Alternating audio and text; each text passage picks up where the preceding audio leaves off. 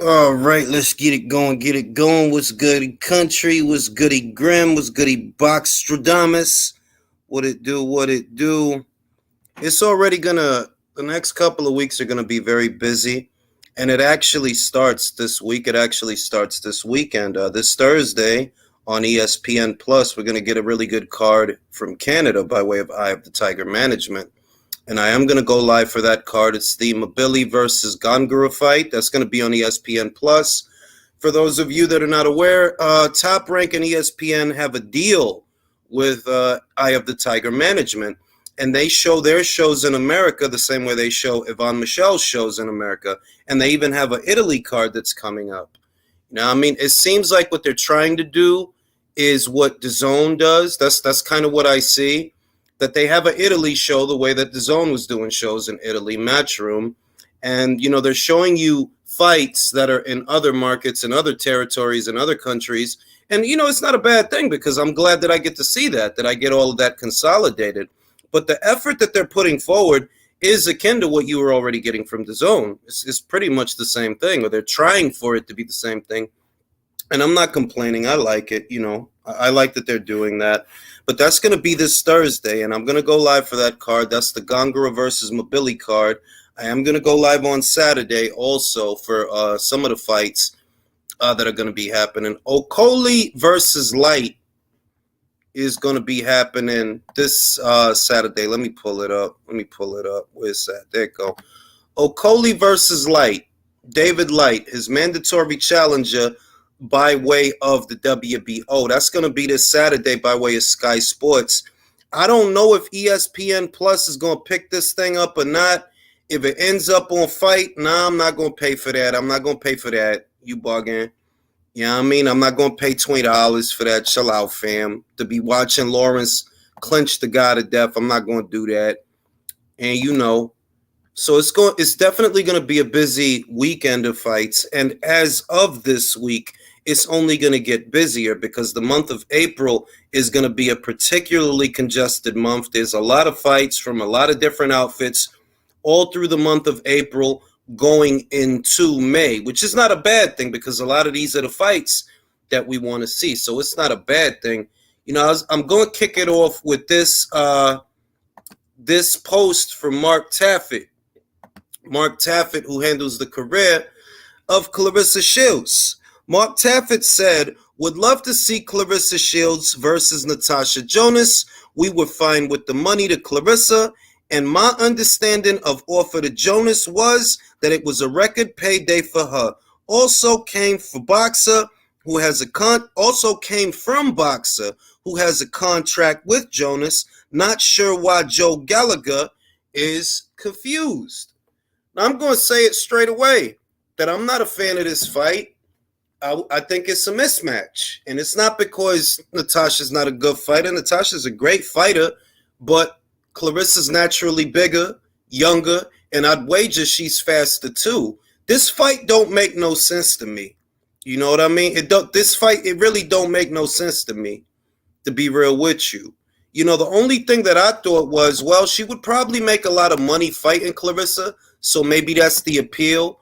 But if the story is that she turned it down, for whatever reason, then that kind of makes rejecting the Terry Harper offer, that kind of makes that silly then because, well, okay, if you're not going to fight Terry and you're not going to fight Clarissa and messing around with Clarissa, the Cecilia Brækhus fight that got swept under the rug because there was a conversation there with Tawks that she was going to fight Cecilia Brækhus, but all that stuff, it looked like all that stuff with Clarissa, they started focusing on that. And then before you know it, Cecilia Brækhus went over there to fight Terry Harper. Now she's going to fight Terry Harper. So it's kind of like she painted herself into a corner because, well, you're not fighting Terry. You're not fighting Cecilia.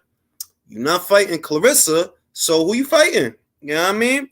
And I'm not a fan of that fight. I'm really not a fan of that fight. Like I said, there's fights out there that I would like to see Clarissa in.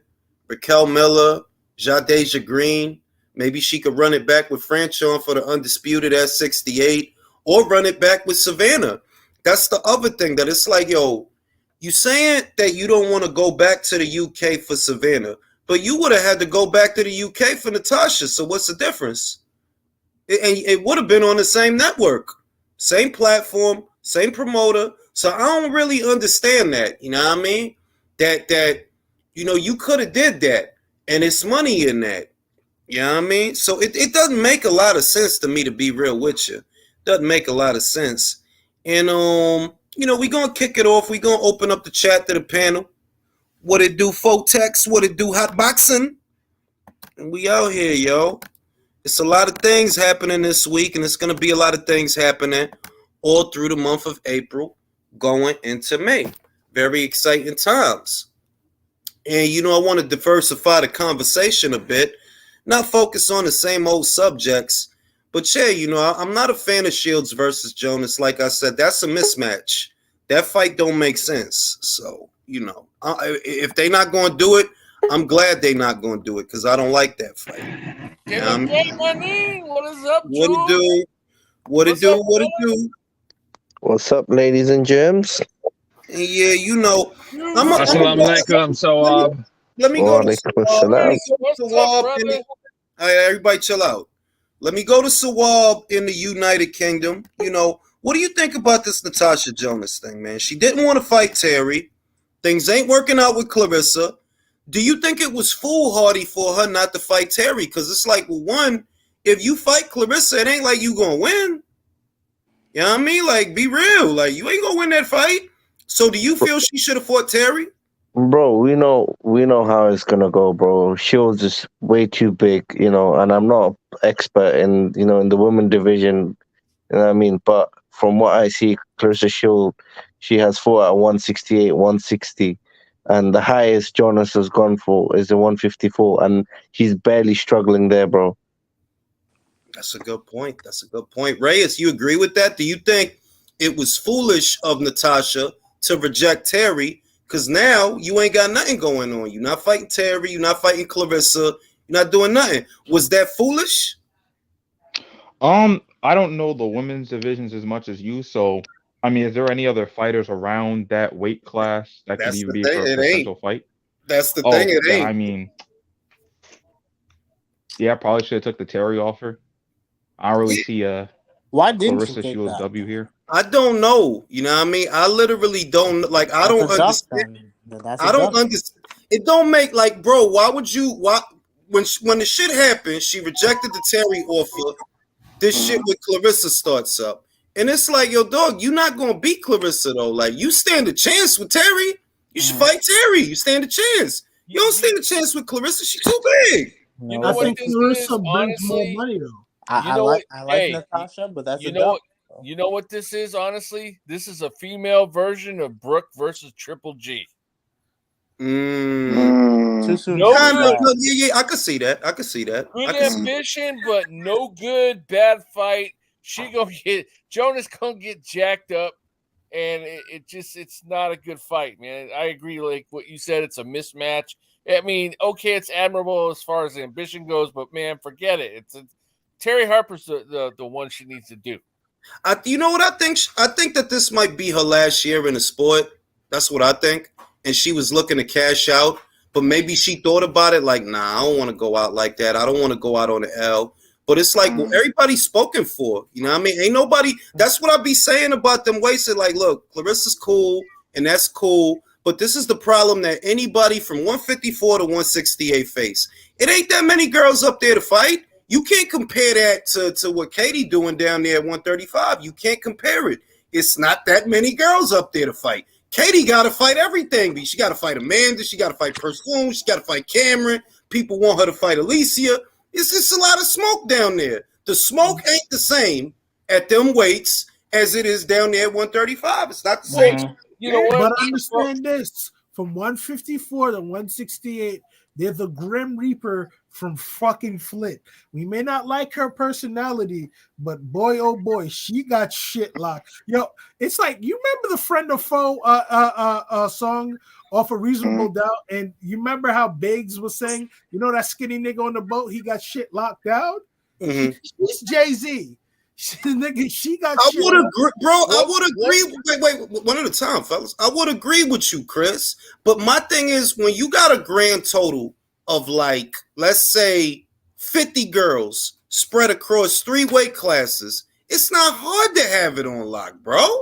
So it's not that many girls up there to fight, bro. But the girls that she's beat are very skillful. Like, some of the girls that she's beat became undisputed champions. Like, who's that girl who became undisputed champion? Bro, but see, this is the thing. Where you got, and I'm not disagreeing with you, Franchon is nice.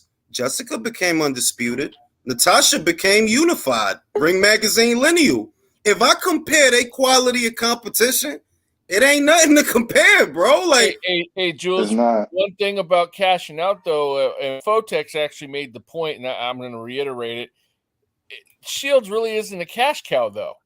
You know? No, but it's not because of Shields per se. It's because of what Boxer was willing to pay Natasha to take that particular fight, that they'll pay her more money perhaps than she stood to make with Terry. That's what it looked like, that like, oh, well, you turned Terry down because you knew Boxer would give you more money to fight Clarissa. But you probably thought about it like, nah, I don't want to go out on an L. If this is going to be my last year, why would I want to go out on an L? I want to go out on the Why would I take that L in the first part of the year when I can get a couple wins and then cash out with that fight?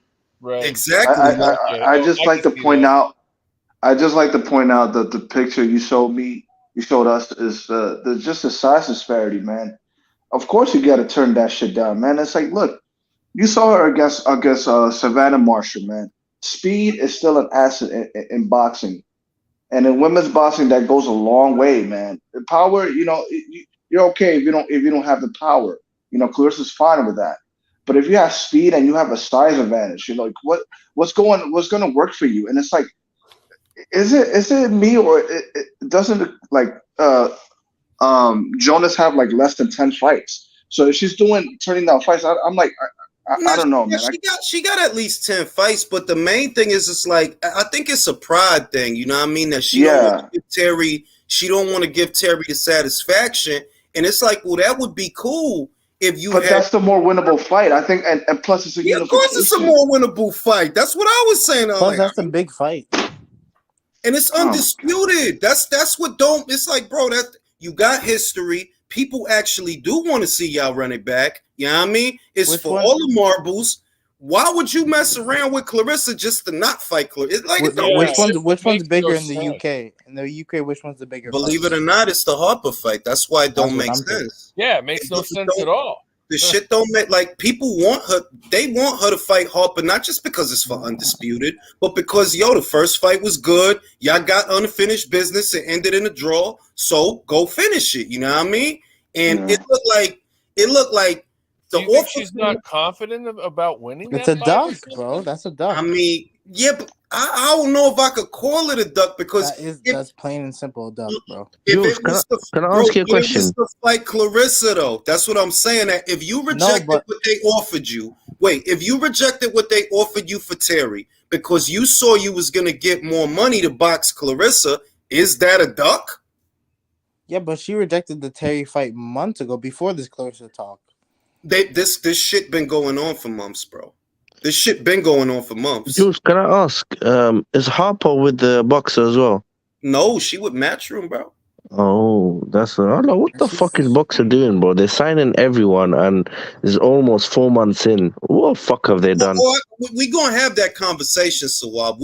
It's me, you, and Drew. We gonna have that conversation tonight, because I think it needs to be said that Boxer is going out of their way to poach Matchroom fighters, right? But this is what we getting. You see what I mean? It ain't like we getting some old shit. And I'm like, and I'm not knocking them, because I know that Sky Sports is a very big platform in the UK. It's a monster. I understand all of that, but it's like, it could be all that. You still need the fights, So your chief support is Frazier Clark versus Rydell Booker? What Fam. the fuck? Fam. I was dead ass confused who that was for a second. I was like, damn, is that a dude from a porn movie or something? Rydell Booker look like my uncle. Rydell Booker look just like my uncle. God bless the dead. I thought that was my uncle in the corner. Like, Rydell Booker. Jules, Boxer is so desperate they had to resurrect your uncle, bro. Yo, they probably. You know what I mean? Yo, my nigga, that's your uncle, you scumbag. Yo, No, bro. he wouldn't be mad if I said that. Look, but this is the point that I'm making. I'm gonna move on from the Sasha Jonas shit, and I'm gonna just say that I do think she painted herself into a corner because you rejected Terry. Now you was talking to Cecilia, but because you rejected Terry, and then you took the focus off Cecilia to talk to Clarissa. Now those two is fighting, and you don't got nobody. So it's like, what you gonna do, yo? I'd rather she don't fight Clarissa. I'm gonna say that. I'm sorry. That's a mismatch. Oh, I agree.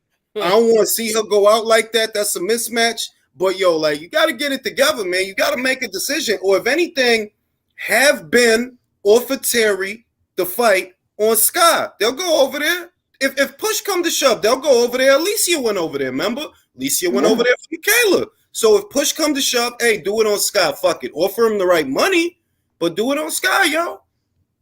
Hey, Jules, before we move on from that, I know you have a deeper knowledge of the female division than most of us here. Who could she possibly get besides Clarissa that would net her a reasonable amount of money? Terry. But I'm saying realistically. No, look, here's what it is. I'll break it down as quickly as I can. There must be a personal element between Natasha Jonas and Terry's manager, not Terry herself, because I spoke to Natasha.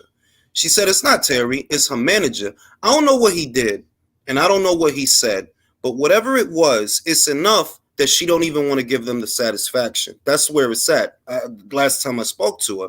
But at the same time, I know, believe it or not, Jonas versus Harper in the UK is bigger than Jonas versus Shields. Harper got fans over there. Everybody seen that first fight. They liked the first fight. Tack on that it's undisputed for the bread on Sky. Yeah, that's a money fight.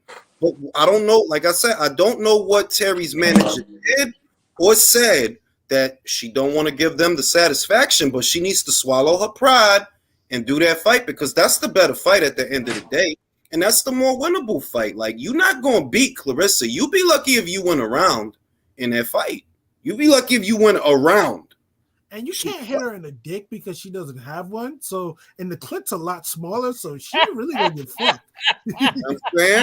Now, guys, we got this fight. They just announced this for May. It's Yanibek Alimkhanallah versus Stephen Butlers. Who knows the fuck is that? I know Stephen Butler. He used to I know Stephen Butlers. He used to spar my man P. R.I.P. Big P. But he somebody got to drop off because my man Beats is here. I got to shoot him the link. Who willing to drop off? Yeah, I got work tomorrow, so I'm gonna drop off, man. I appreciate you, bro. I appreciate you because I need his insights on smoking Joe Gallagher. He know more about Gallagher than me. What's up, Beats? And yeah, we got Stephen Butlers. And you know what I'm gonna say? This is what I'm gonna say. I understand that that's not a fight that any of us want. You know what I mean? Like, who want to see Yanni Beck versus Butler? No. But when I thought about it, because I was about to go in, and I thought about it, and I'm like, well, you know what? If they had put him on the shelf, we'd be criticizing him for that. Yep. You know, if he wasn't fighting, we'd be saying, oh, well, look, this motherfucker inactive. He doing the Charlo shit. You know what I mean? So, now, JBN, that link was for Beats, bro. JBN, that link was for Beats, bro. Drop off. You know what? I'll drop off. If he wants to come on the show, that's fine. I'll drop off. I got you, bro. Can I say this though about Yanni Beck? He's just fallen victim to 160, and I don't really care about his fights right now, Jules. Honest, I don't care about nobody at 160. Honestly, I got better things to do with my. I got better things to do with my Saturday night than watch a middleweight fight right now. That's being real. Because I was about to criticize Bob and Top Rank. But then it dawned on me that, well, you know what? At least they keeping them active, and I know that there's a plan. And the plan is for Yanni Beck to fight Falcao. But first, they got to get Falcao that belt. He got to get that IBF. If he could get that IBF, then they'll do the fight between them because Falcao is a top-ranked fighter, but they got to go through the motions. So it's not a great fight. I don't like that fight. It's like and the IBF is vacant, correct? This is a pretty bad fight. Oh, goddamn. Hey, Jules, it beats the saying this is still full. And who's WBA? He right here. They vacated Gennady vacated WBA, but who's next in line for that one? Laura. Laura got the BA, bro. Oh, he got he got to fight Zarafa now. So, oh man, why trying to tell you, bro, middleweight is a shit show, bro. Why like, give an old man the belt? That shit is a shit show. There ain't no good fighters in middleweight right now, hardly at all, man. Bro, Zarafa was supposed to fight Falcao, right? He was supposed to fight Falcao. He was in talks to fight Falcao for the IBF. But there was a miscommunication. Some shit happened. And before you know it, the BA ordered the fight between him and Laura. So he went with Laura. You know what I mean? And now that's the fight. And it's not a good fight, to be real with you, but what good fights are there at middleweight? What good fight? Hey Jules. None. I just want to say something. I don't want to steer the conversation towards this, but it has to be said. No matter how you feel about Canelo Alvarez, as far as his legacy is concerned, nobody can deny he destroyed the middleweight division just by removing himself from the equation. Ever since he's been gone, it has been dead as a coffin nail. Look, I'll go back to that. I want to get Beats in on this. Beats, you know more about Smoking Joe Gallagher than me. You know more about the UK situation than I do. What do you see in Natasha? Like, what's the like in your opinion, why don't she want to fight Terry, bro? Just give me your thoughts. Well, see, the thing is, Ben didn't make a counter offer, did he? Because Steffi Bulls was saying that they were offered 600,000. They were saying it wasn't that kind of money, but it was a substantial sum of money. And Joe Gallagher is like, he hates Eddie Hearn as well. And like, I ain't got all the details, but Joe was basically making it very untenable for. And I think he puts a lot of crap in Natasha's ear. Mm. You know what I mean? Mm. And she has this hatred for Hearn as well. But Hearn picked her up when her career wasn't going nowhere. You know what the thing is? I mean, I kind of see. I don't know. I don't know about it. I don't know as much about it as you do. But what I kind of see is that she kind of resents. Maybe she feels that Eddie was just using her as an opponent. I think she feels that way. And I do think she made the right move, because if she would have stayed at Matchroom, would she be a unified champion? I don't think so. I think they would have either tried to get her another Katie fight or use her as an opponent for somebody else. Going to Sky, at least for Natasha, it was beneficial. Because everybody's an opponent for Katie Taylor. That's true. That is true. That is true. Even Chantel, undisputed, unbeaten, but you a Katie Taylor opponent. You know what I mean? You an opponent. So she got a good fair crack at Matchroom, man. She got a fair crack there. Do you think that she's being unreasonable, bro? Yes. 600,000, and you see that they didn't come back with no counter offer, right? 600,000 to fight Harper is good money for women's boxing, as far as I'm concerned. That's good. Now you're our UK representative, Beats. What's going on with like Buatsi and the thing? Like everybody's saying, like certain people. One thing at a time, bro. We going into a whole different subject now. I haven't left this one. I meant just as far as like with her and everything, and everybody's hating on Eddie, saying he's lost his hold. But they're not poaching like the stars, so it doesn't make no sense. Like you said, no counter offer. No. Let's say this, Drew. Let's say this, Drew, because I do want to get into this. They are connected in a way that Ben, you can poach the fighters. You could go in their ear, whisper sweet nothings in their ear, tell them whatever you want to tell them, but you're not going to beat Eddie with this. You're not. You're not going to beat Eddie with this. No, let's cut the shit. Let's cut the fucking crap, guys. You're not gonna beat Eddie with this shit. You're not. Especially with an AJ fight. Everybody's talking shit, but AJ's not pay-per-view, right, Jules? It's not. Listen, they talking shit, and it's still 2 weeks left. I promise you, I think that shit gonna sell out. It's still 2 weeks left between now and April 1st. Most of the tickets is gone, but motherfuckers gonna talk shit until they can't talk shit. All I know is you're not gonna beat Eddie. And you're not going to beat Matchroom with these kind of fights. I could tell you that right now, and I ain't even in the UK. You're not. Yeah.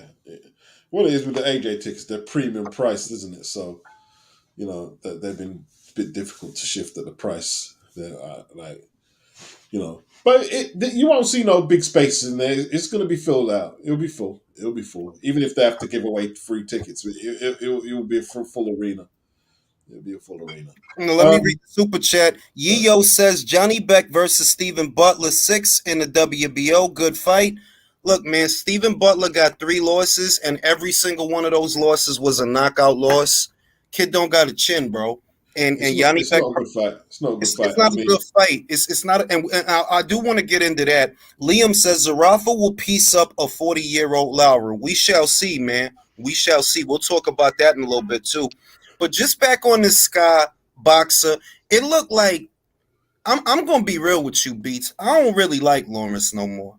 I seen him in the gym with Fury. He got Sugar Hill Stewart now. You know what I mean? Yeah. He a turncoat to me, bro. He a turncoat. He a turncoat. To me, it kind of is. Well, not Okoli more than Buatsi. Buatsi more than Okoli, because I actually think that, you know what? Just because Lawrence went to Sky, that don't mean it's a bad move. It could be a good move, because as long as they get him the champs, it really don't matter. You feel me? It really don't. As long as they get him Arsene Goulamarian or Badu Jack or J.O. Pataya, it's all water under the bridge, as long as they could get him them fights. But Joshua Buatsi, oh nah, son, you a turncoat. You a turncoat. Well, what champs are they gonna get him? You know what I'm saying? The difference between Okoli and Buatsi is Billiam Smith and Riakporhe. They were both like on the Matchroom cards, mostly at Sky. But they went over there, so he's got them to fight. And Eddie don't really have much control over Goulamarian and Opataya. So them fights are open, would be up for negotiation, whether he was at Matchroom or Boxer. But with Buatsi, he turned down 7 figures, and there's people still defending him, saying, "Oh, Eddie's fucked up by trying to get an extension." So wait there. He builds your career, British champion, European champion. He gets you £1 million to fight Bivol. And he should just give you, like no terms at all. They're being obtuse, Beats. They're being obtuse because the deal, what they wanted to do was what anyone, literally anyone, from Bob to Frank to Ben his goddamn self, they tried to play this. Like a promoter in the history of the sport who has not one promoter in the history of the sport. And anyone who doesn't know that, you obviously don't know anything about boxing at all. Precisely. Exactly. You mean to tell me right now, if Bob offered Buatsi Artur, he's not going to want options and a rematch? Get the fuck out of here. That's what I'm saying. Like anybody would have played it that way. And it's an account on Twitter. I think it's called London Runs Boxing. And London Runs Boxing is cool, nothing against them, but he really just on the Buatsi propaganda train. That's what I see. Like, for starters, bro, most of Joshua Buatsi fights was on Sky. They wasn't on DAZN. He only fought DAZN 2 times. Most of his fights was on Sky. So miss me with the, people not seeing my fight. They not seeing, bro, if the money real, what the fuck does it matter? $1 million is $1 million, whether they watch you or not. Be real. You was ducking the smoke. And check this out, right? Okoli signs an extension, right? So there's going to be a fee involved with that, right? Mm-hmm. So let's say he fights Bivol and Bivol beats the crap out of him. Eddie still has to compensate him. People are acting like it's all in Eddie's favor. If you lose, Eddie loses. He's got to compensate you, and he's got to rebuild your career. And you're not a draw already. And the other thing is they acting like Eddie has a rooting interest in his failure. It would be more beneficial for Eddie if Buatsi won that fight than if he lost that fight, because that would be big for UK boxing. That would be bigger for Matchroom. Bivol, God bless him, he ain't Julio Iglesias. He ain't. It would be big if Buatsi beat him. The problem is Buatsi knows he can't beat him. And you don't trust yourself with Yard either. That's a major fight in the UK. And bro, Yard is coming off a loss, my guy. He coming off a loss. Does anybody favor Buatsi against a top 5 175er? Callum Smith will give him that fucking ass kicking too. No. But listen, here's the thing. If he would have went out there like a Yard, he's only got 16 fights, and you're telling me this motherfucker couldn't pick himself up off the couch, Go at him the same way that Yard went after Beterbiev. Dude, you would have got the recognition. You would have got the money. Tom tells the story better than any of us. I used to think that Buatsi was the guy, right? I got more respect for Yard, bro. He went to Chelyabinsk, Russia. You didn't have to do that. It was way too soon for you to be fighting a guy like that. But he went and he did that. He fought Beterbiev, you know what I mean? Motherfuckers did not like his chances, bro. He was an underdog, but he did that. Buatsi, you got what's crazy? You got the pedigree in the background that he don't have, and you don't want to do shit. Like, you know what's crazy though? The way Yard accounted for himself in the Beterbiev fight. His next fight, he's gonna get the same purse, maybe more, because of how he fought the motherfucker. And you could do Yard versus Joe Smith in the UK. Yeah, that'll sell. Because motherfuckers now know Yard is going to give you a show. He might win, might lose, but he's going to give you a show. Buatsi, come on. And I'll say the last two fights since the Bolotnik fight, I've been looking at him funny like, bro, this dude is a suspect, bro. I don't think See, the thing is, right, the people who are defending Buatsi, you have no case. When they asked Virgil, would you put him in Beterbiev? Virgil froze. Like, you're trying to get the kid murdered. That's what did you see the look on Virgil's face? And after the Richards fight, Eddie said, yo, I want to do a Bivol fight. He not ready for a Bivol fight. Right. Not ready for a Bivol fight. Like, bro, you let the cat out the bag months ago. So all I see is a dude that, you know what it is safe money over there, bro. You went where ain't nobody at. So how could it be defended? You literally went, ain't nobody over there, bro. No real smoke. And let me tell you something else, right? And he could deny it if he wants. And the people defending him, he can deny it. He and Eddie had a great relationship up until a couple of days ago. They had no issues at all. He's trying to blame Eddie Hearn because he doesn't want to fight Bivol, and because his trainer, more importantly, don't want the fight. And they're trying to fight back on Eddie. Oh, you know, Eddie wicked. And because Buatsi's had his shots, he's springboarding off that. Oh, Eddie's being unreasonable. He's the evil promoter. Nonsense. The only guys, I think it's a lot of people that they don't understand the dichotomy of the promoter and the fighter. You think Eddie just supposed to throw buckets of cash at the guy for no reason? Is that what you think? Is that how you look at life? That you supposed to just throw Buatsi should just get whatever the fuck he want. This man been with Matchroom for mad years. They did good by you, bro. They got you opportunities. The thing is, you not who you say you are. You're not what some people think you are. And what I see is another Josh Kelly. That's what I see. Because I'm like, nah, you. I don't know. I'd also tell him, you don't have you fought the Mexican kid on AJ's cards and stuff. You don't have them paydays to come now. You know what I mean? On the back of AJ, you don't have that no more. No, because you know what it is? It's the gravy train, Beats. They know right now Ben is offering wild money for no reason. So they're going to do that. But you know that at some point they're going to need a return on that. You know that, right? That's right. They're going to, it's good now. You see what I mean? Right now. But down the line, watch Joshua Buatsi start talking about Matchroom fighters. Watch Joshua Buatsi start talking about Anthony Yard. Because you over there by yourself, bro. It's you and Dan Asma. And Dan Asma, you ain't about to fight Dan Asma. Dan Asma gonna probably have 2 more developmental fights before y'all fight. So you really talking about a fight next year. What the fuck you go? I hope you active. Ain't no Eddie, ain't no Matchroom, ain't no DAZN. You don't have them to blame. So you better fight 3 times this year then. And we're going to be looking at the viewing figures in Birmingham in the next fight. We're going to be looking at them viewing figures, see how much people are fighting you. Because it's all about the odds. It's all about the odds. Don't nobody know where I'm fighting. It's all about the odds. All right, bro. I hear you. If it was about the odds, because the money's on Matchroom. In a world where Canelo beats Bivol, Buatsi's right there. He hustling backwards. This is how you know he hustling backwards. Why do you want the odds, Drew? So you get more money. Didn't they offer you over $1 million? Yeah. Why do you care about ice? Why do you? If you're a sportsman, right? Forget what sports you're playing, right? They're paying you $1 million. You're counting the people at the gate. Or are you counting your money? Hey, Jules, can I ask you a question? Buatsi's going to end up having to get a paper route, man. I'm telling you. So I heard your I heard your comment about you think that Eddie is gonna, is he gonna lose out if Buatsi loses against not Beterbiev, but anyway, my point is did Frank Warren lose out when Yard lost? No. You're telling me he didn't. You're telling me he didn't lose anything because of his affiliations? No.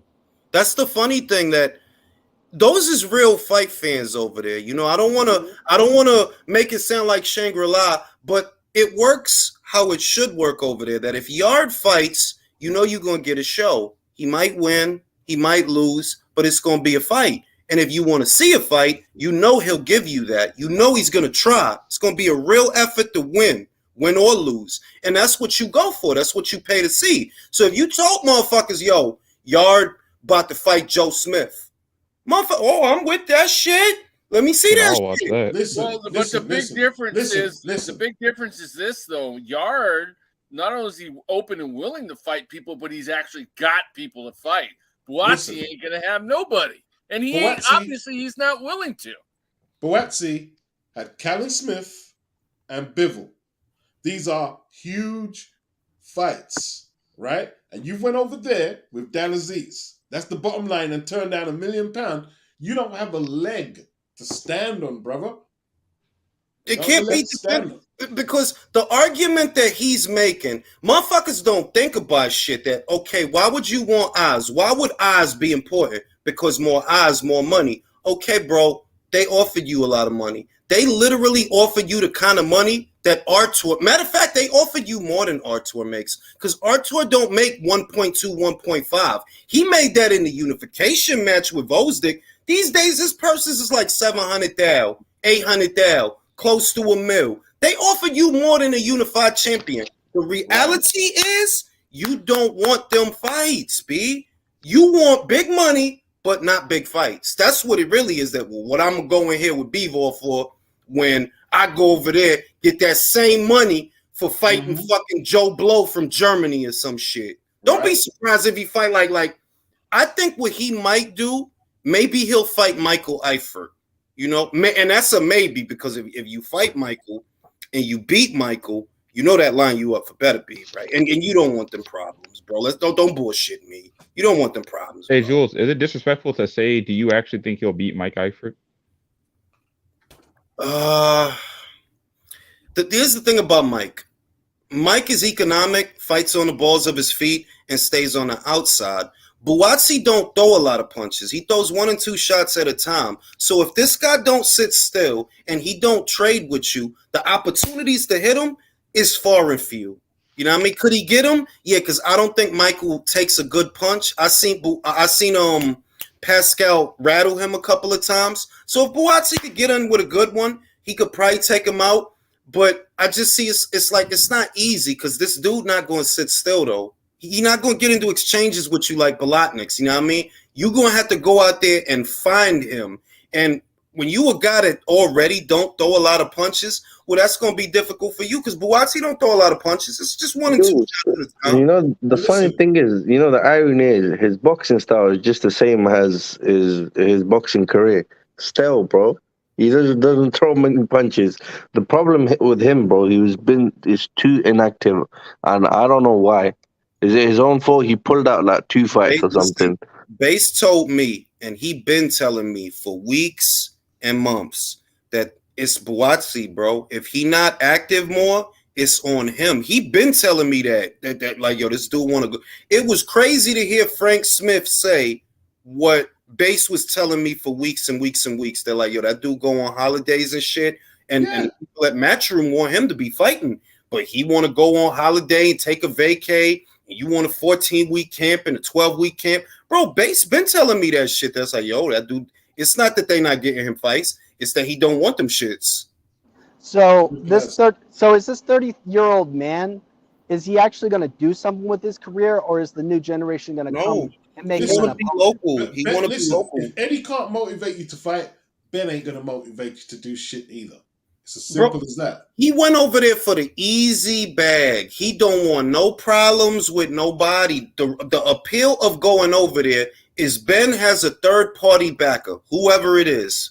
I'll leave such judgments up to y'all. He got a third-party backer. He's willing to overpay for talent. So right now, yeah, it's the land of milk and honey right now. But at some point, they're going to want a return on that investment. And your problem is it ain't nobody over there. Jules, the problem is, their affiliation with Anthony Joshua, bro. That's their problem. Because they're good friends with Anthony Joshua. They think their career is going to be like Anthony Joshua, bro. That Anthony Joshua fucking worked hard. You guys didn't do fuck all. You just... Case in point. At 16-0, what was Anthony doing? Fighting Dillian. Fighting for titles, bro. No, fucking Dillian was 15-0. At 16-0, he was defending the world title against Dominic Brazil. Bang. You 16-0 now. And I said it. I'd have been cool if you told me I don't want Bivol right now. I don't want that right now. But give me Callum. I would have been cool with that. Like, nah, I understand. Because you ain't fought a former champion yet. So I understand. You ain't want to fight Callum? All right, bro. You don't want to fight, bro. You don't want to fight. You don't want to. It's so funny how we used to, even on the channel, we used to flag Anthony Yard. And we used to back. And now look how time has changed, bro. Trying to tell you, time tells the story. Liam Rockwell says it's no coincidence that Matchroom signed Opetaya's stablemate Justice Hooney, and Opetaya won a court case to become a free agent. The thing is, Liam, if they get Opetaya, right, that's their only stake in the men's cruiserweight division. So you don't just sign Opetaya to be signing Opetaya. If you sign him, you better hurry the fuck up and get motherfucking get Arsene Goulamarian. Get hurry up, because Lawrence is over there now. And if I'm Eddie, I'm gonna be an asshole. I'm getting him motherfucking Arsene Goulamarian. I'm getting him Badu Jack. You ain't gonna have nothing to do, bro. You ain't gonna have shit to do. Go ahead, bro. You want to go over there, right? Go ahead, you over there now, bro. Don't be looking over here for nobody, bro. Don't do that shit. And I'm telling you, Beats. Wait till the end of the year. That's what's gonna happen. You're gonna see them guys at boxer. Why can't Matchroom make fights with us? It's the you know what I like though, Jules? That's how I know Eddie's been listening to the channel. Eddie's focusing on the guys with the highest ceiling, Pacheco, Bam, and all the other people that who's kicking the door down to see Buatsi. He's not AJ. The ladies don't love him. So what's he expect? Yeah, I mean, like I think that because they was cool with Anthony, they thought that it's just gonna be like that for them. You know what I mean? Yeah. And the kid don't get enough credit. I say it like, nah, he don't get enough credit. At 6, it's not that Charles Martin was great. It's that he was a world ranked guy. He did have a belt. He seen the opportunity and he took it. You know what I mean? He seen the opportunity, seized the opportunity, and he been fighting solid guys. Buatsi, the most solid guy you fought was Craig Richards. There's nothing wrong with Craig, but that's domestic level, bro. That's not world level. That's domestic level, bro. Somebody in the chat's calling him the British Boo Boo Andrade. Well, it's like you say all the time, Jules. Timing is everything. But what happens when you run out of time? Guess what? This is what happens. He 30, bro. Frank Warren tried to make the yard fight. Oh yeah, bro. This is why I'm like, all right, cool. Look, you say I'm not ready for Bivol. I could, believe it or not, I would have forgave you for that. Like, nah, I get it. Bivol is not one to play with. So if you don't feel right, I'm cool. You didn't fight Callum. I don't like that shit. Like, bro, Callum is a former champion. That's the kind of guy that you need to be fighting. I'd have been cool if you took Yard. I would have been. You didn't take shit. You don't want to fight shit, bro. So don't go to Sky and then start talking about Yard. And don't go to Sky and then a couple of fights. Oh, well, I want to be. Motherfucker, you the one that want to leave. Not all 30-year-old prospects are created equal between Buatsi, Frank Martin, and Blair Cobbs, yo. Boy, ain't that the truth? Jesus. So what's it called? Jules, 30-year-old prospects. Jules, do you think it's possible that Sorry, continue. No, go ahead.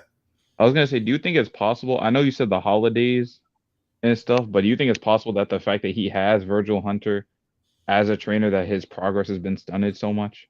Bro, I've been having this discussion for at least 2 to 3 years now, and we've had it on several occasions sporadically in these lives. That I'm like, yo, I'm gonna be real with you, bro.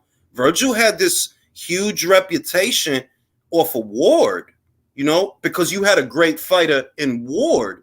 But having a great fighter or a great student, I'm not knocking Virgil, you feel me? It's just that his reputation preceded him. That's how I feel. Like, nah, it's trainers out there that I do think they're great trainers because of the work, the individual work with each individual fighter. Like for Virgil Hunter, nah. Mark Ramsey from Canada, that's a motherfucker. All right. For Virgil Hunter, Manny Robles on the West Coast, that's a motherfucker. All right. If you see that Ramla Ali is out here knocking bitches out, you know why? Manny Robles. That's why. Who got Andy Ruiz to that fucking title fight? Manny fucking Robles. And I'll be having dinner with Manny on Thursday. I'll give him his flowers. I always give Manny his flowers. You know why? Trainers like Manny are the lifeblood of the sport, because between anywhere from their 4-round fighters to their champions, day in and day out, they're grinding with all these guys, and they got multiple champions. So that's a trainer right there. And listen, who was training Tony Yoka, Beats? Virgil. Oh, really? Virgil is he's bad. I know he was training Mario Barrios, and I was like, the second I saw him walk into that tank fight, I was like, y'all are funny. Virgil's like Enzo Calzaghe, because he had Ward from when he was a boy, and obviously Enzo being Calzaghe's son, he had him from when there was a boy, and it developed that bond, and it worked, but it hasn't transferred over to too many other fighters. I agree. Like Derek James with Anthony Joshua, that's a great trainer. Y'all know I don't really like Spence. Y'all know that. But is he a great trainer? Yeah. Where? I don't just see it in Spence. I do see it in Frank Martin. He did look great with Michelle Rivera. He did, though. Like, he looked dope. Jermel, he looked dope. I mean, doing his goddamn shit. Derek was a good choice. That's a good trainer. When I seen Virgil, I'm like, I'm looking for what other fighters do you have that, they doing their thing. I'm like, I only really see who's better. And that's Virgil. What I find funny about everybody trying to rush AJ. Why don't you want to let him get 2-3 fights under Derek? Because they scared what he going to turn into. That's why. I'm telling you he going to knock out Franklin. I feel it in my Nigerian spirit bones. That you going to knock that mother. You going to knock that mother. I'm telling you. You better fucking knock him out.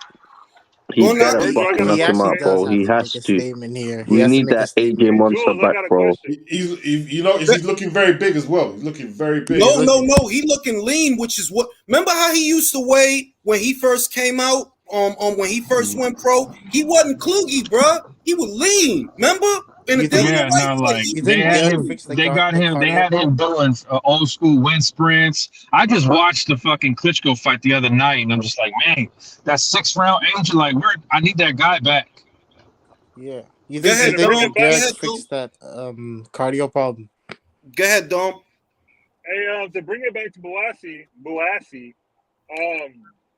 so since he pulled out of the negotiations with Bivol, Bivol's still training. So who would he fight? Like Gabe Rosado or something? My God, they said they're gonna get him out in June. I don't know who this man gonna fight, bro. I literally don't know, bro. I have somebody. Lyndon Arthur, no? No, Lyndon about to fight this weekend. What about Gabe Rosado? Gabe Rosado? Nah. Please, no. Come on with the Gabe Rosado, bro. Nobody gonna motherfucking Gabe Let Gabe get one last payday and go off into the sunset, y'all. Why y'all trying to kill that man? Hold on. He was about to fight Zerto. Come on, man. Come on, for a title. You motherfucking Gabe Rosado, bro. They're gonna go down to the local bar and find him an opponent that way. You know what? Maybe they get him Michael. Nah, I don't want to see that. That's a terrible fight. Now that I think about it. It'll be a boring fight, bro. It'll be a boring fight because Michael want to box. He don't want to do nothing. He just want to box. So I don't know who they gonna put him in there with, bro. Being real with you, I really don't know. Buatsi literally left Bivol in training camp. The dude's still in training camp, so I'm kind of confused. What is what's the name has said? What's the name? Eddie Hearn? Maybe they get him Vosdick. Man, he gonna be fighting his fellow paper boys over there. Is Vosdick on the zone now? Vosdick, listen, bro. Vosdick is fighting Bolotniks on the undercard of Canelo versus Ryder. If you push the Bivol fight out to July, you could do that. It depends on how it goes. That's a good fight, man. It's a good I fight. gotta go by the way. Beats, what's the patient level for Buatsi back home? What's the what? Like the patience you guys have, like the general consent, like, okay, we'll give him a stay busy fight, but he got to fight somebody his next fight. Right now, Eddie's in a bit of a transitional period of his promoting career. So he's got a lot of defenders here. You know what I mean? He's got a lot so Buatsi's got a lot of defenders, and they're propping up Ben right now because it's hard. Put it this way, he needs to fight someone decent and he needs to look good. No, I'm gonna tell you, Beats. I know how it's gonna go because I got the London blood, and I'm gonna tell you how it's gonna go. I'll tell you how it's gonna go. It's all cool in the gang right now for Buatsi. Couple of months from now, motherfuckers gonna run out of patience. You think how long did it take them to get upset with Frazier Clark over the goddamn matchmaking? How long? It didn't take long. It didn't take long. Yeah, I mean, motherfuckers was complaining, and I'm telling you, all these guys like Lawrence go over. Look, it's cool in the gang, bro. And I'm not saying that he can't do it. I'm not gonna be presumptuous, but I'm just saying you could poach them fighters. You could get Lawrence and Chris Billum Smith, and you better make fights. That's what I know. You better make fights. You got a lot of guys over there, man. You better make some fights. Yeah, they're gonna start making some fights over there. They took a lot of the zone fighters and they're not matching them up. Like some Diobie Nudi was saying that Ben Whittaker could fight Buatsi. He's years off that. He hasn't even had 4 fights yet. Hey, Jules, who is Powell Stipian? That's the dude Callum Smith was supposed to fight over a week ago. They over there, they're poaching these guys. Meanwhile, the Misfits card is going to do better numbers than anything Ben Shalom's going to put on with those guys. No, but peep the shit. Stipian was literally going to fight Callum Smith. For fighting Stipian, you could have stayed on Matchroom, you motherfucker. Exactly. You can't defend this. Oh, they'll probably give Bivol that guy. What, Stipian? They're going to give Buatsi. No, that's going to be Buatsi. That's what Bass is saying. Bass the kid, he's dropped a super chat. It says Buatsi is fighting Powell Stipian in May in Birmingham. Let's see how much people are viewing that. Right? That's my whole thing. And I'm not going to be negative. I'm just going to stick to what you said. Your shit is all about getting eyes. Cool. Let's see how many eyes the fight get, bro. Hold on. I'm confused. I thought Eddie Hearn said that Callum Smith pulled out due to an injury. Yeah, he did. He did. But I'm saying that. Is it like a Dillian White injury or? Bro, you know it's a Dillian White injury. It's a Jermel Charlo injury. Listen, I'm a Buatsi fan, but when he ducked Vlasov, right? They made that matchup, and everybody's saying, "What's Eddie doing, man?" See, and that's the problem with boxing fans. They complain about when these dudes are fighting weak competitions, but when they fought Vlasov, they were like, "Eddie don't know what he's doing." And then all of a sudden, Buatsi was injured. Who going in their glove compartment? Nobody want to hear that shit. I was picking my ass. He grabbing the gun. It is true though. Look, I ain't even gonna bullshit you. When they made the Vlasov fight, right? It's not that I was complaining, because I wasn't complaining, but I said, Buatsi gonna lose that shit. He gonna lose that shit. Vlasov is not to be. He ain't for play. They pulled him out of that shit. I'm like, all right, I know why y'all did that. I know. But then the Pascal shit come up. Like, and then it hit me like, yo, I don't really know if he could beat Pascal. I don't know. And then, that shit fall apart. And then months and months and months and months. And then I figure like, yo, what's the matter with this guy? Like Callum Smith is over there. You should be chomping at the bit to fight. Eddie said it's the same people from the Akoli situation. Those are the same people in his ear. Yeah. It's the same shit. It's the same. And all right, bro, you over there, but don't go over there and beat. I'm telling you. Remember, this time later on this year, watch him start calling out matchroom fighters. Yeah. Watch. Yeah. Oh yeah. No, Julius, I agree. let me just say, let's forget about these champs and let's talk about the champs. Eddie Hearn versus Simon Jordan's tomorrow, 11 p.m. I'm going to be listening. I might call in the show. I don't know how, but I'll figure it out. What time is that? That's going to be 11 a.m. UK time. Mm-hmm. That's like, I think that's going to be like 7 a.m., 6 a.m., but I'll be up around that time. I might call in the show. I don't know how, but I'll figure it out. What day is this? Tomorrow. Well, no today shit. over here. I'll call in. What are they debating? Simon, I'm tired of your shit. Like, who's this American talking to? Like, Simon, I'm tired of your shit, yo. You better stop bigging up Tyson Fury. Tired of that shit. I listen to Talk Sport every morning. Tired of that shit. Earl just put out a tweet. I don't apologize for the inactivity. You ain't even got to say nothing. I got it. Hopefully it makes sense in a few weeks. I got it on deck. This corny ass dude. Corny ass motherfucker. Yeah, get his ass out of here, old Ferrari flipping. Nah, because look, shout out to Goodfella. Shout out to Goodfella Sports. He said, but yes, it was either yesterday or 2 days ago, that word around the campfire is that they working on the fight, and I believe it's for June. I think that's what he said. Well, for who? You know the fight, bro. I don't even want to say that shit. Come on, man. That's what Bomac said. No, that's for real. That's what Bomac said.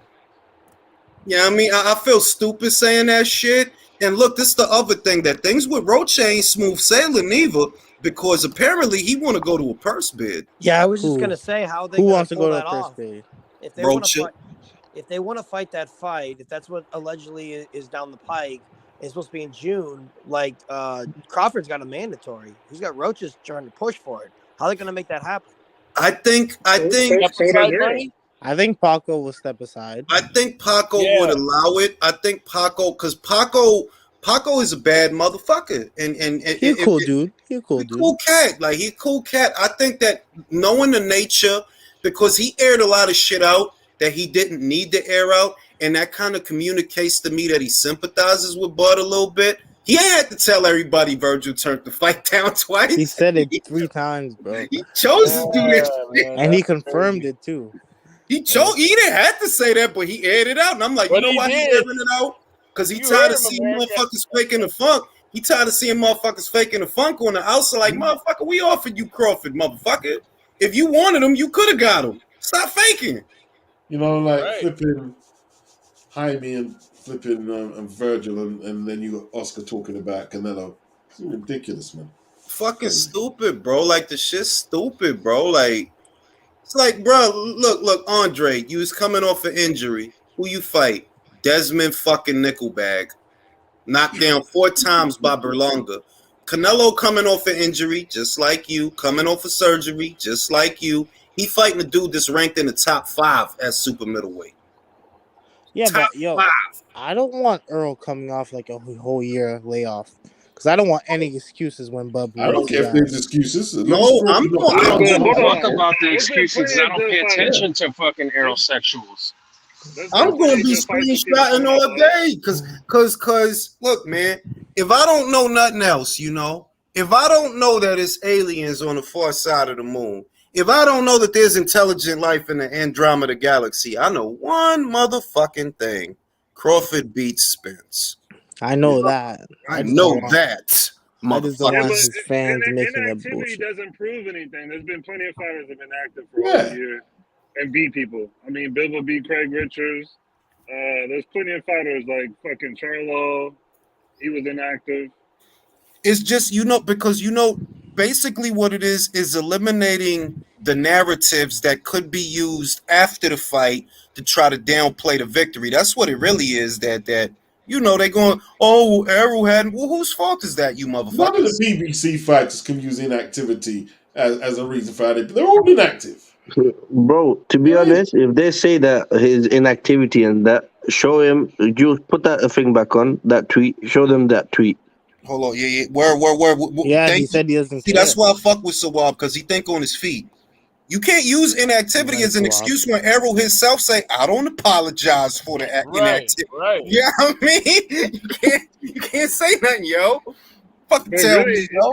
is he really inactive? He fought last year. I mean, it depends on when the fight go down. Because look, ideally on some just boxing shit, you don't want it to be a year between fights. You don't really want that. But that's the time that he on, and really that it's worse than that with him because it's been he's fought once in 2 years. Once. Man, Crawford hasn't exactly been a bag of activity himself. He hasn't, but he did fight late last year, December. He fought in December. yeah. Oh, wow. How many times? Crawford's fought about 3 times in the last 2.5 years. No, it's basically saying that if you was going to do a fight in June or July, he don't got no ring rust because he's fought in the last 6 months. That's what that is. They're like, well, he don't got no ring rust because he fought in late December. You know what I mean? But Spence, when was his fight? What was that, late April. Bro. Like, that's your fight. What happened to the Keith Thurman fight? Bro. They said, fuck Keith Thurman. Fuck Keith Thurman, man. Keith Thurman gonna get Ugas. You know what? They're gonna give him Crowley. What's his name? He hasn't even been in the spotlight. We haven't even heard from Queef Thurman lately. I mean, Bro, what is happening with the WBC and the mandatory and them fighting at 154 when it's meant to be at 147? What the fuck are they doing? Listen, bro. Keith Thurman can retire tonight, bro. I don't give a shit. I thought I understand that, but look, they ordered a fight, Amando. That's why they had to stop. Bro, WBC order ain't nothing but a suggestion, bro. He's gonna fight Cody Crowley, man. They're gonna give Keith Cody Crowley. And they want to take boxing serious. Because you gotta be real that, bro, they ordered that. They've been ordered that shit. And you don't see them. You don't see them bothering him. Like, they not bothering him, bro. Like, they been ordered that shit. But if you gonna let the motherfucker have the fight that you ordered at 54, you essentially letting him blow the weight and keep the belt. That's what you doing. They tell you, yo, we gonna do it at 54. They asked Mauricio, I don't know exactly why. Like, what you mean you don't know why? What you supposed to know, bro? You the president. You literally make the rules. You like make them shit. It's literally you that makes the rules, bro. Bro, he was making that statement when he was laying in bed with the money, bro, given by Al Heyman. Well, he's probably counting the money while he said that shit.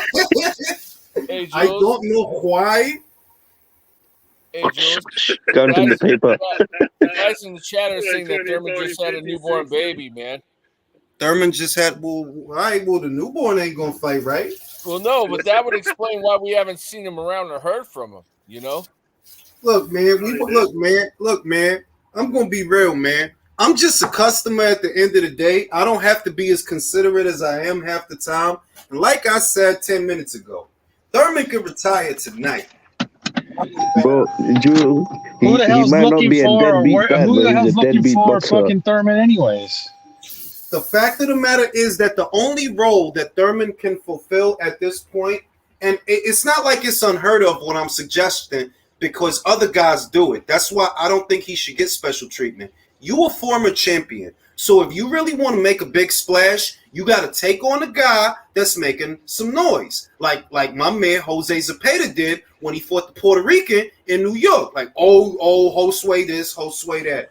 He knocked that motherfucker out in the round. Bro, that's the role that you supposed to fulfill. You supposed to go in there with Jaron Ennis and beat him. And if you can't beat him, then we know what you are. You the gatekeeper. That's what you are. If you can't beat him to get back in position to do things, it's you're a gatekeeper then. That's what they mean. If he went in there with Ennis, he'd end up like Josue Vargas, man, get beat down in the corner. What about Cody Crowley? That'd be a good fight. I think Cody Crowley's a title eliminator. I say Ennis because of two things, bro. Ennis need a crossover fight. Ennis is at the point in his career where he need to fight a former champion. That's where he at. That like, all right, you on the cusp. That's what you're supposed to be doing. And he can't do that because these guys don't want no problems. Danny ran up to 154.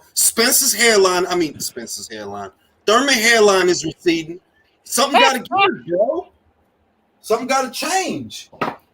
That's the role that he's supposed to fulfill because it's that way with every other outfit. It's that way that, like, look, you got one loss. It ain't even the end of the world.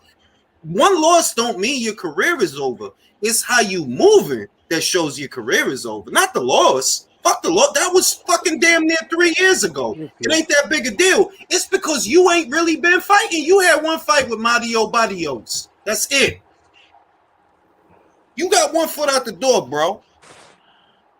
Who's Barrios fighting next? He had a fight. He's lining up to fight somebody.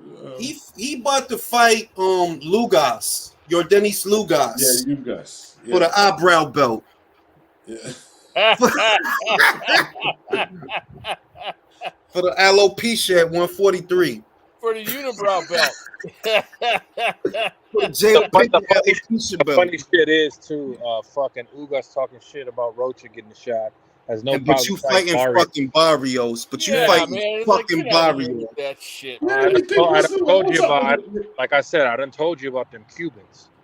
I'm telling you, Will said, I hope Mr. I don't take tune-ups gets folded like a chair if he really bought that life. I hope we never heard about this again after Crawford. Yo, I'm telling you, B, if they listen, man, let me tell you one motherfucking thing, bro. If they do that fight and Crawford win, it's going to be a wave of guys in America that stop watching boxing. I'm not kidding. And I can't wait for those guys to go away. I'm telling you the truth that if you thought the Wilder shit hurt, because the Wilder shit hurt when he got his ass beat by Furry. Not if you me. thought that shit hurt, Nah, but it didn't make them go away though, like you. If Terrence Godford go in there and knock out this booze hound, it's a wrap, bro. No. They're gonna migrate to Tank fans. You notice how the Wilder fans migrated Tank to about Earl? to go to jail, bro. Yeah. And you see this little, When did Barrios become the whipping boy?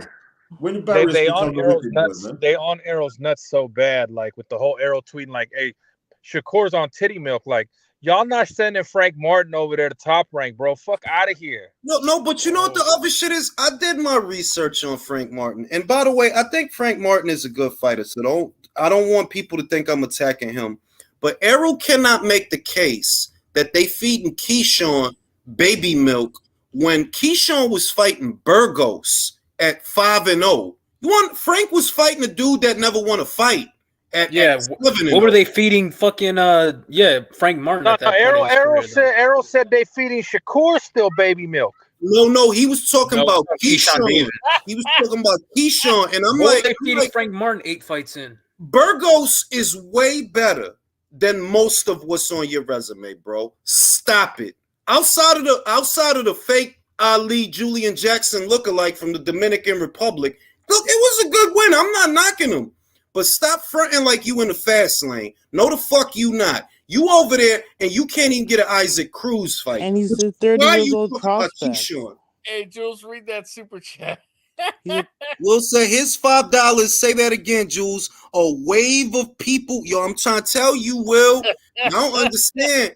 Y'all don't understand. The true, it's gonna be like the Purge or like the Rapture. The true boxing fans is gonna rise out the salt of the earth. Nah, bro. I'm telling you. Listen to me. The true boxing fans gonna rise out the salt of the earth, and all these fake guys that you just here for the Vlad TV type shit, the World Star Love and Hip Hop type shit. All them motherfuckers gonna start watching other shit. Like they gonna start watching Dexter reruns. Motherfuckers gonna be on HBO Max.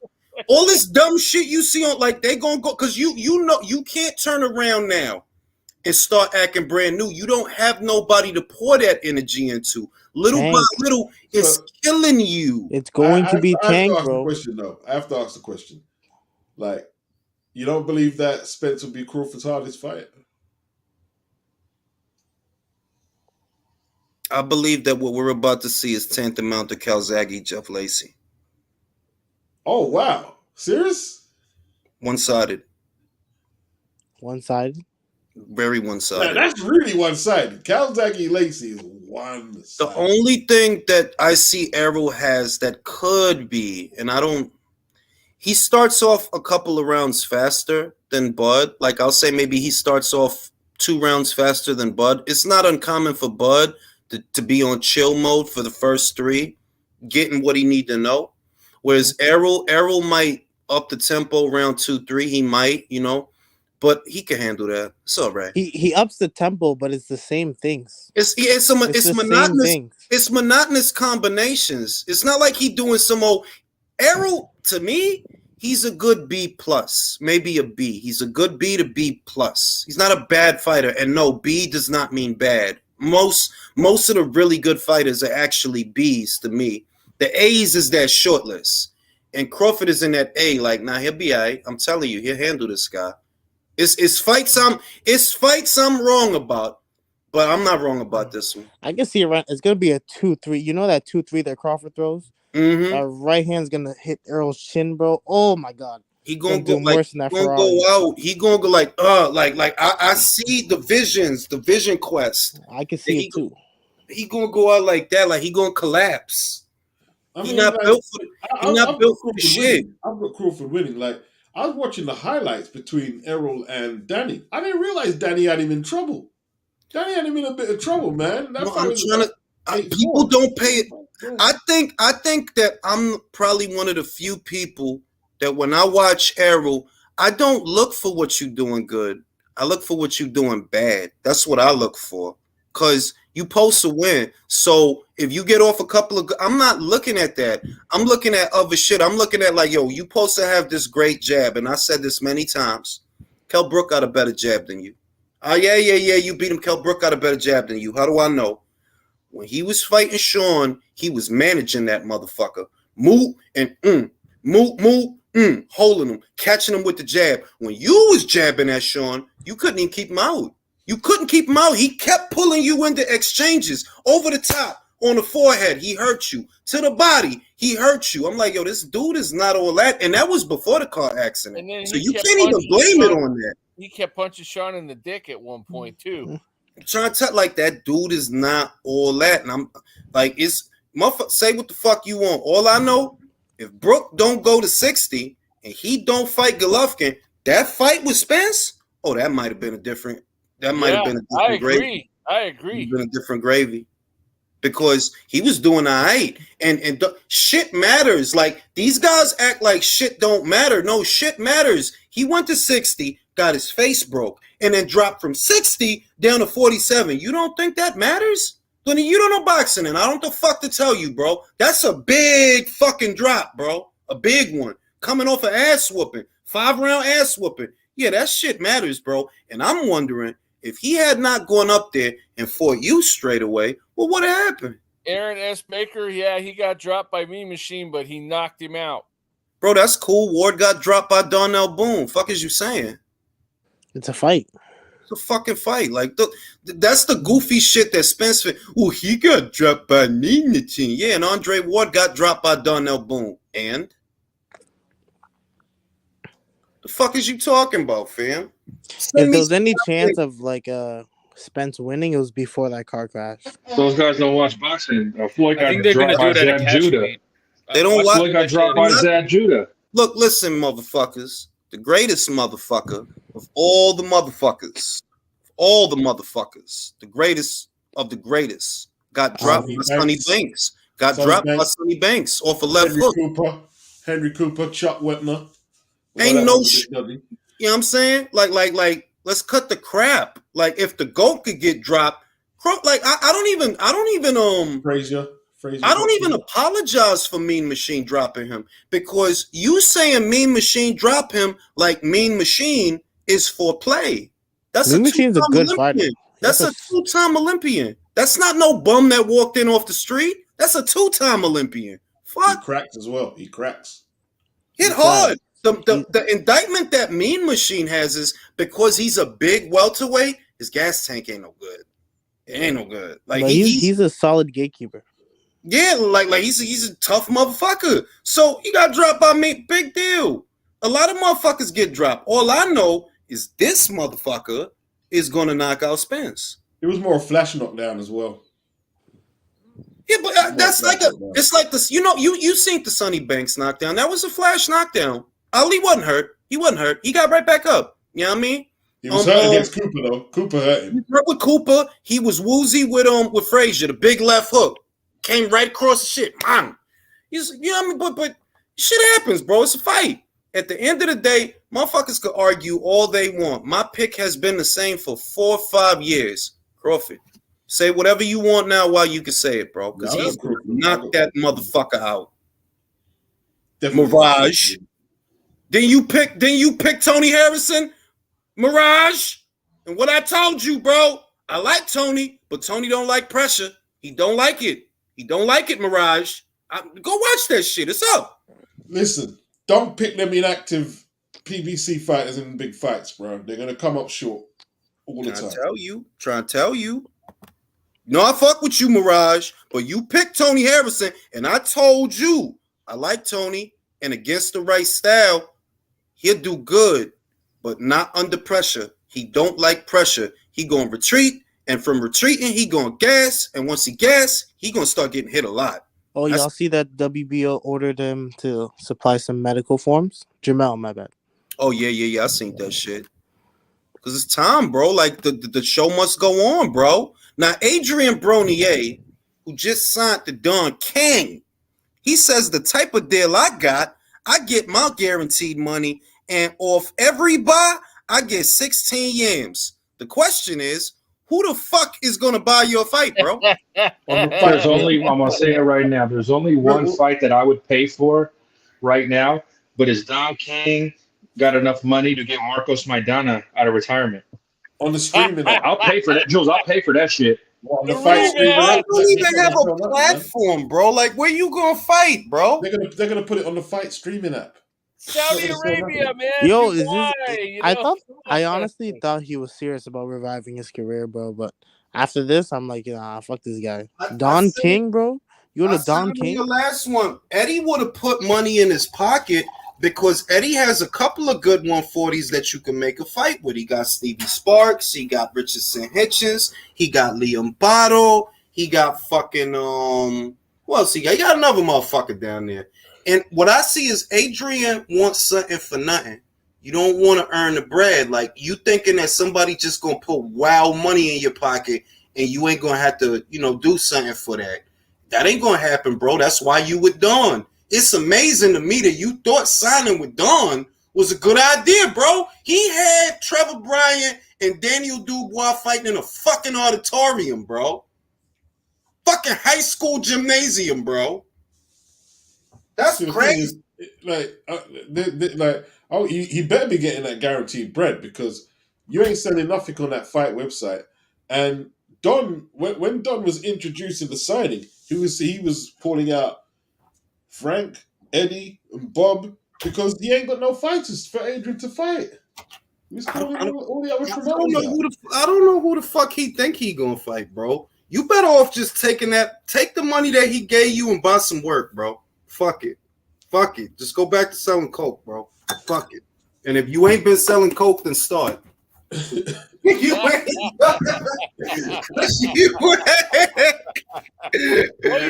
already used to getting his vehicle shot up, so I mean he'll fit right in, You know what I'm saying? Like, snort all his work. Consignee, man. Get some consignee. Get the consignee. You know what I'm saying? Like motherfuckers do the shit silly to me that in 2023 it's still fighters signing to Don King. Like, you ain't heard about this guy, bro? Like, David Avanesian thought it was a good idea to go from the PBC to Don King. What the fuck happened to his career? Ask Daniel Dubois, man, what happened to him?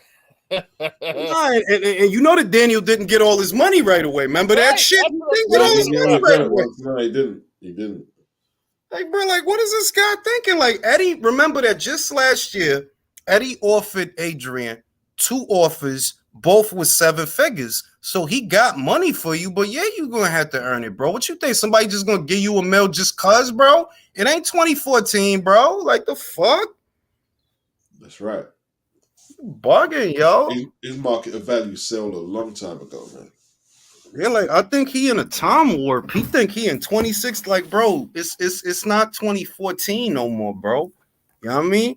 And the worst thing is, it is money out here for you, though. Like, legitimately, there is legit. People would pay to see you fight a Liam Bottle. They would pay to see you fight a Conor Ben. They would.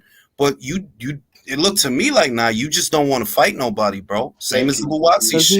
He wouldn't win those, bro. He's not confident. His only value is as a gatekeeper. No. And he don't want to assume that role. Moreover, you only a gatekeeper if you let it happen. You know, another inactive PBC fighter. The last time he fought sort of Santiago. When was that? Early 2021, and he lost that fight. And then they gave him the decision. He lost the fight. He don't want to fight, bro. It's this to me. It's the same baseline principle as the Buatsi shit. You want a lot of money, and you don't really want to have to, go out there and get that. That shit is, bro. The commentary was so biased because he was clearly losing. Oh, bro, they're coming back. What are you talking about? He's losing. He's getting outworked every round. Shit, crazy, bro. And I don't know. Like, who you gonna fight? Amir Imam? Because I think that's the one.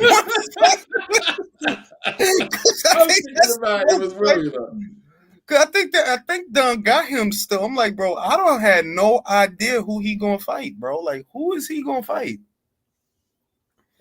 It don't even matter, bro. Like, it don't matter. He's no longer relevant, man. He can't maintain. Like, you saw him against Manny. That was just a few years back, man. Mm-hmm. No punch output. So you believe he's only 33 years old, bro? 33. He's a hard 33, bro. Like shit, man. Like, oh well, abuse your temple. That's what happens, bro. Like, that's what happens. Like, there's no other way to put it. Wasted his gifts. Wasted his gifts, bro. Like, shit. Now we gonna talk about this Stephen Butler. Let's go to Stephen Butler. This guy. I'll tell you what, guys. This is not a good fight, right? This is a horrible fight. It's not a good fight. Steven got 3 losses. All 3 was by way of knockout. But I'm not going to complain, and I'm not going to harass nobody, because my thing is, and I said it at the top of the show, they're keeping him busy long enough. They're keeping Yanni Beck busy long enough that Falcao can get that IBF. And once he gets that, they're going to make that fight between Yanni Beck and that. So I'll hold off on the criticism until they make that fight. Now, if they don't, he said nobody would fight him and he wouldn't fight Adames when Adames called him off. But be real, Beats. Do you think they're gonna send Adames the top rank?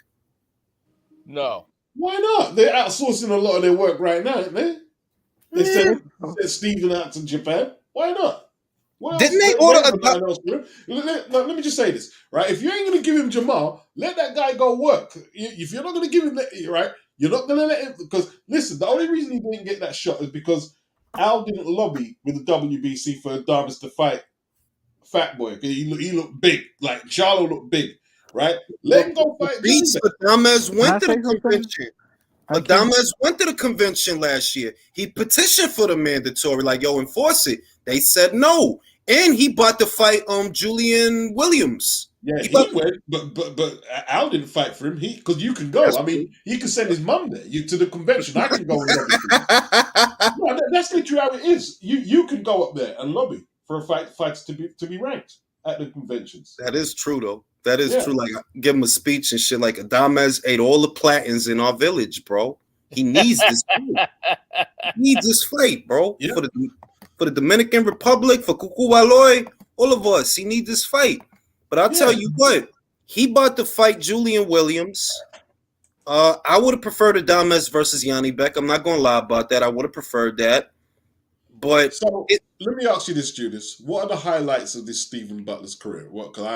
There are none, bro. There are none. There aren't like. This is Jason Quigley, bro. Like, this is. What are the lowlights of his career? Oh, don't say that, please. No, I'm being because I was gonna trash it. I was gonna trash Bob. I was gonna trash Top Rank. I was gonna trash Yanni Beck because you talk all this fly shit and you about to fight Stephen Butler. But at the same time, I know.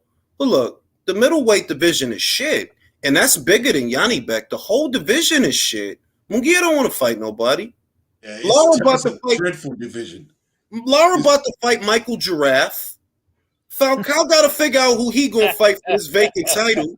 You know what I mean? Gennadi's still hanging around. I don't know why. Like, bro, what the fuck are you doing, bro? What are you doing, bro? He doesn't know what he's doing. The whole division is just a big pile of garbage. The whole division and everybody in it. Fucking Chris Eubank Jr. can't seal a goddamn deal with Liam Smith. You know why? I'll tell you why. Because Liam is hungry and you not. You went into that fight for the wrong reasons. You got TKO'd by someone who's 27-10. Whole division ain't trash. No. Hey, Jules, this is good people in there. Since the super chat's bringing it back up, what do you think about AB versus Mario Barrios? Come on, bro. I don't want to watch that shit, bro. I know that. I told you. The only fight I want to see AB in is the Maidana rematch. Bro, like, or Victor Ortiz. But when's the last time Madonna fought? He ain't fought for ages. Like, come on, man. Like, Madonna's done. He hasn't fought. Bro, you know, Sergio Martinez got a fight coming up, right? He got a WBA eliminator coming up, bro. Oh, that's shameless. Hey, wait, wasn't Maidana making a comeback though, or something? Or he said he? Nah, he been caught that shit off, bro. He been caught that shit off. Like, you look, bro. He ain't coming back, bro. He promoting fighters now, like that kid at Superfly that got the IBF. That's his fighter. Okay. He promoting now. He not coming back. But Sergio Martinez got a fight, bro, before Keith Thurman. Will says Dakota Linger versus AB is a good fight. Am I wrong that I want to see Sergio versus Lara for the belt? Why? Old folks home belt. Bro. Tell me you wouldn't watch it. Tell me you wouldn't watch it though. Tell me you wouldn't watch it. Boxing can be such a train wreck sometimes. Like sometimes boxing is the best sport in the world. Other times it is a total clusterfuck, bro. Yeah. And it's so hit and miss. You never know what's coming our way. You know, they got to show that fight in black and white. Like they got to make it feel like you're the fucking grainy film with the grainy film. You gotta stick the fork in him. Stick the fork in Sergio. He's done. Bruh, MA says, shout out the ring in the panel. AB didn't take care of his money. Now waiting for his big comeback with Don King, like Montiel, Manziel waiting for the NFL. Yo, for real, dude. Like, in the CFL. For real.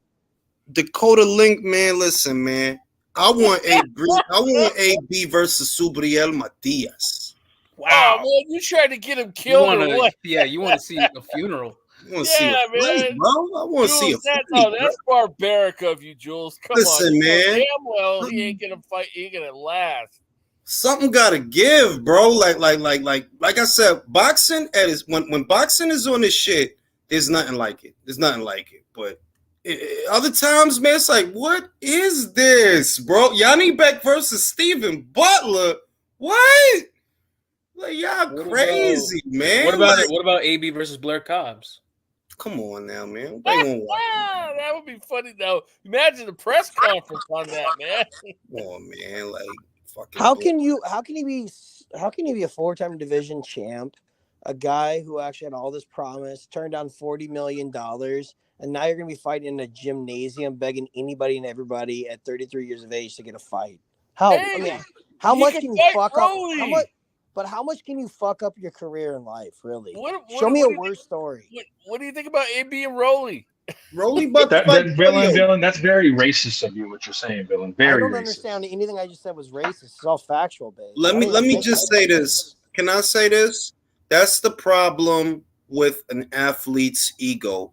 Not exclusive to the American market, though it's definitely prevalent in the American market. It's more prevalent here than in other places. That's the problem with ego, bro. That goes back to that old saying, hard work beats talent when talent don't work hard. AB was talented. That's the truth. He was talented, but you took for granted what you had, bro. Like, you could have made way more money. You could be way more people. You're supposed to be the baby Floyd, but it is what it is, bro. You know what I'm saying? It's a lot of hungry fighters. They want an opportunity, and if you don't want it, they'll take it. If you don't want it, they'll take it. Case in point, Wilder. You could have fought Anthony Joshua, Adam Karnowski. You could have fought Anthony Joshua, Luis Ortiz. You could have fought Anthony Joshua. There's this fat kid on the West Coast. He fought him, and you know he hungry. You know his ass was hungry. Yeah. So is Andy waiting for this Tyson Fury fight in case the Fury fight falls through? I mean, I don't even know, bro. Like I'm little by little, I'm checking out on the whole Fury Usyk, and I'm checking out, bro. I can't like my thing is this. AJ is younger than these guys. And Wilder, man, you got one foot out the door, bro. Let's be real. You got one foot out the door. Fury, you almost got one foot out the door. AJ's still going to be here. And what I want him to do is get your mind right, start knocking motherfuckers out again. These motherfuckers ain't long. They ain't going to be here that long, bro. I hate to say it, man. I hate to say it. If AJ loses, I'm not going to say boxing's dead, but it's going to be sleeping for a little while. I'll tell you what, Beats. I'll tell you what. He not losing that fight, so don't worry about that. He's in tough though. I'm not gonna lie. Like you got to go watch Jermaine Franklin fight, fellas. Bro, you think I ain't seen, bro? Do you think I haven't? I seen the Ryder Booker fight. I've been watching. He been with Dimitri Salita. All his shit is available on YouTube. I know him. I think AJ gonna get him. I see it. Like he gonna get him. He gonna step into his jab. He's gonna be aggressive. He's gonna have a left hook. Or he's going to bring it back out. Yeah, the left hook. Yeah, I'm just telling people, like, don't expect this to be Wilder Helenius. Like, that dude can really fight. No. It's but this is going to end in round 3 or 4. That's what I see. Round 3 or 4. He's going to stick him. Derek, look, I don't like Spence. Y'all know that. Derek is a good trainer, man. He's a good trainer. And I think what AJ needed. He needed the instruction to come from a voice that don't sound like his own. It's kind of like when you go away to college. It's different than going to college in your city and you still on your block, you still bullshitting, distraction. When you go away, you focus a little more. It's the difference between working out at home and working out in a gym setting. You focus a little more. He not here for play. You know, I know it's a lot of pussy in Texas. It's a lot of nice pussy in Texas. Nice pussy here in Texas. But you're not there for that. You there for the work. You didn't do all this. You ain't over there chopping down trees and shit, trying to understand what Derek James is saying. Because Derek talked like he just woke up. Like, yeah, we're going to do the thing. Yeah, I'll teach you how to talk that. He talked like he literally just woke up. You ain't sitting there trying to understand him for no reason, bro. He is going to smoke this guy. I'm telling you. Believe it. You got a super chat. And it's saying, hey, Beats, what will happen if Fury officially ducked Usyk? How is the British public going to take the news? Well, he's going to get slated. But the thing is, Fury don't care. He don't care if he don't do it. He just don't care. He like, that's the good thing. I take it. I have to, and I hate to say it, it's a strength. You know, some people just don't care about nothing. About public perception, or at least it appears to be. But he does care because he started, like, you can see the envy of Joshua's numbers. Because you know they put up the top 10 highest paid fighters. He's not there. He's not there. Well, you know what's funny? Why has John Fury been as quiet as a church mouse lately? Because normally he's out there running his mouth big time. Well, they ain't got nothing going on. Like, look, I don't want them to fail. I'd rather get a fight. I'd rather get a fight out of this. Yeah, me too. I'd rather see them get the fight. I don't want them to fail. I don't want to be arguing about why this and why that. I just want to fight, bro.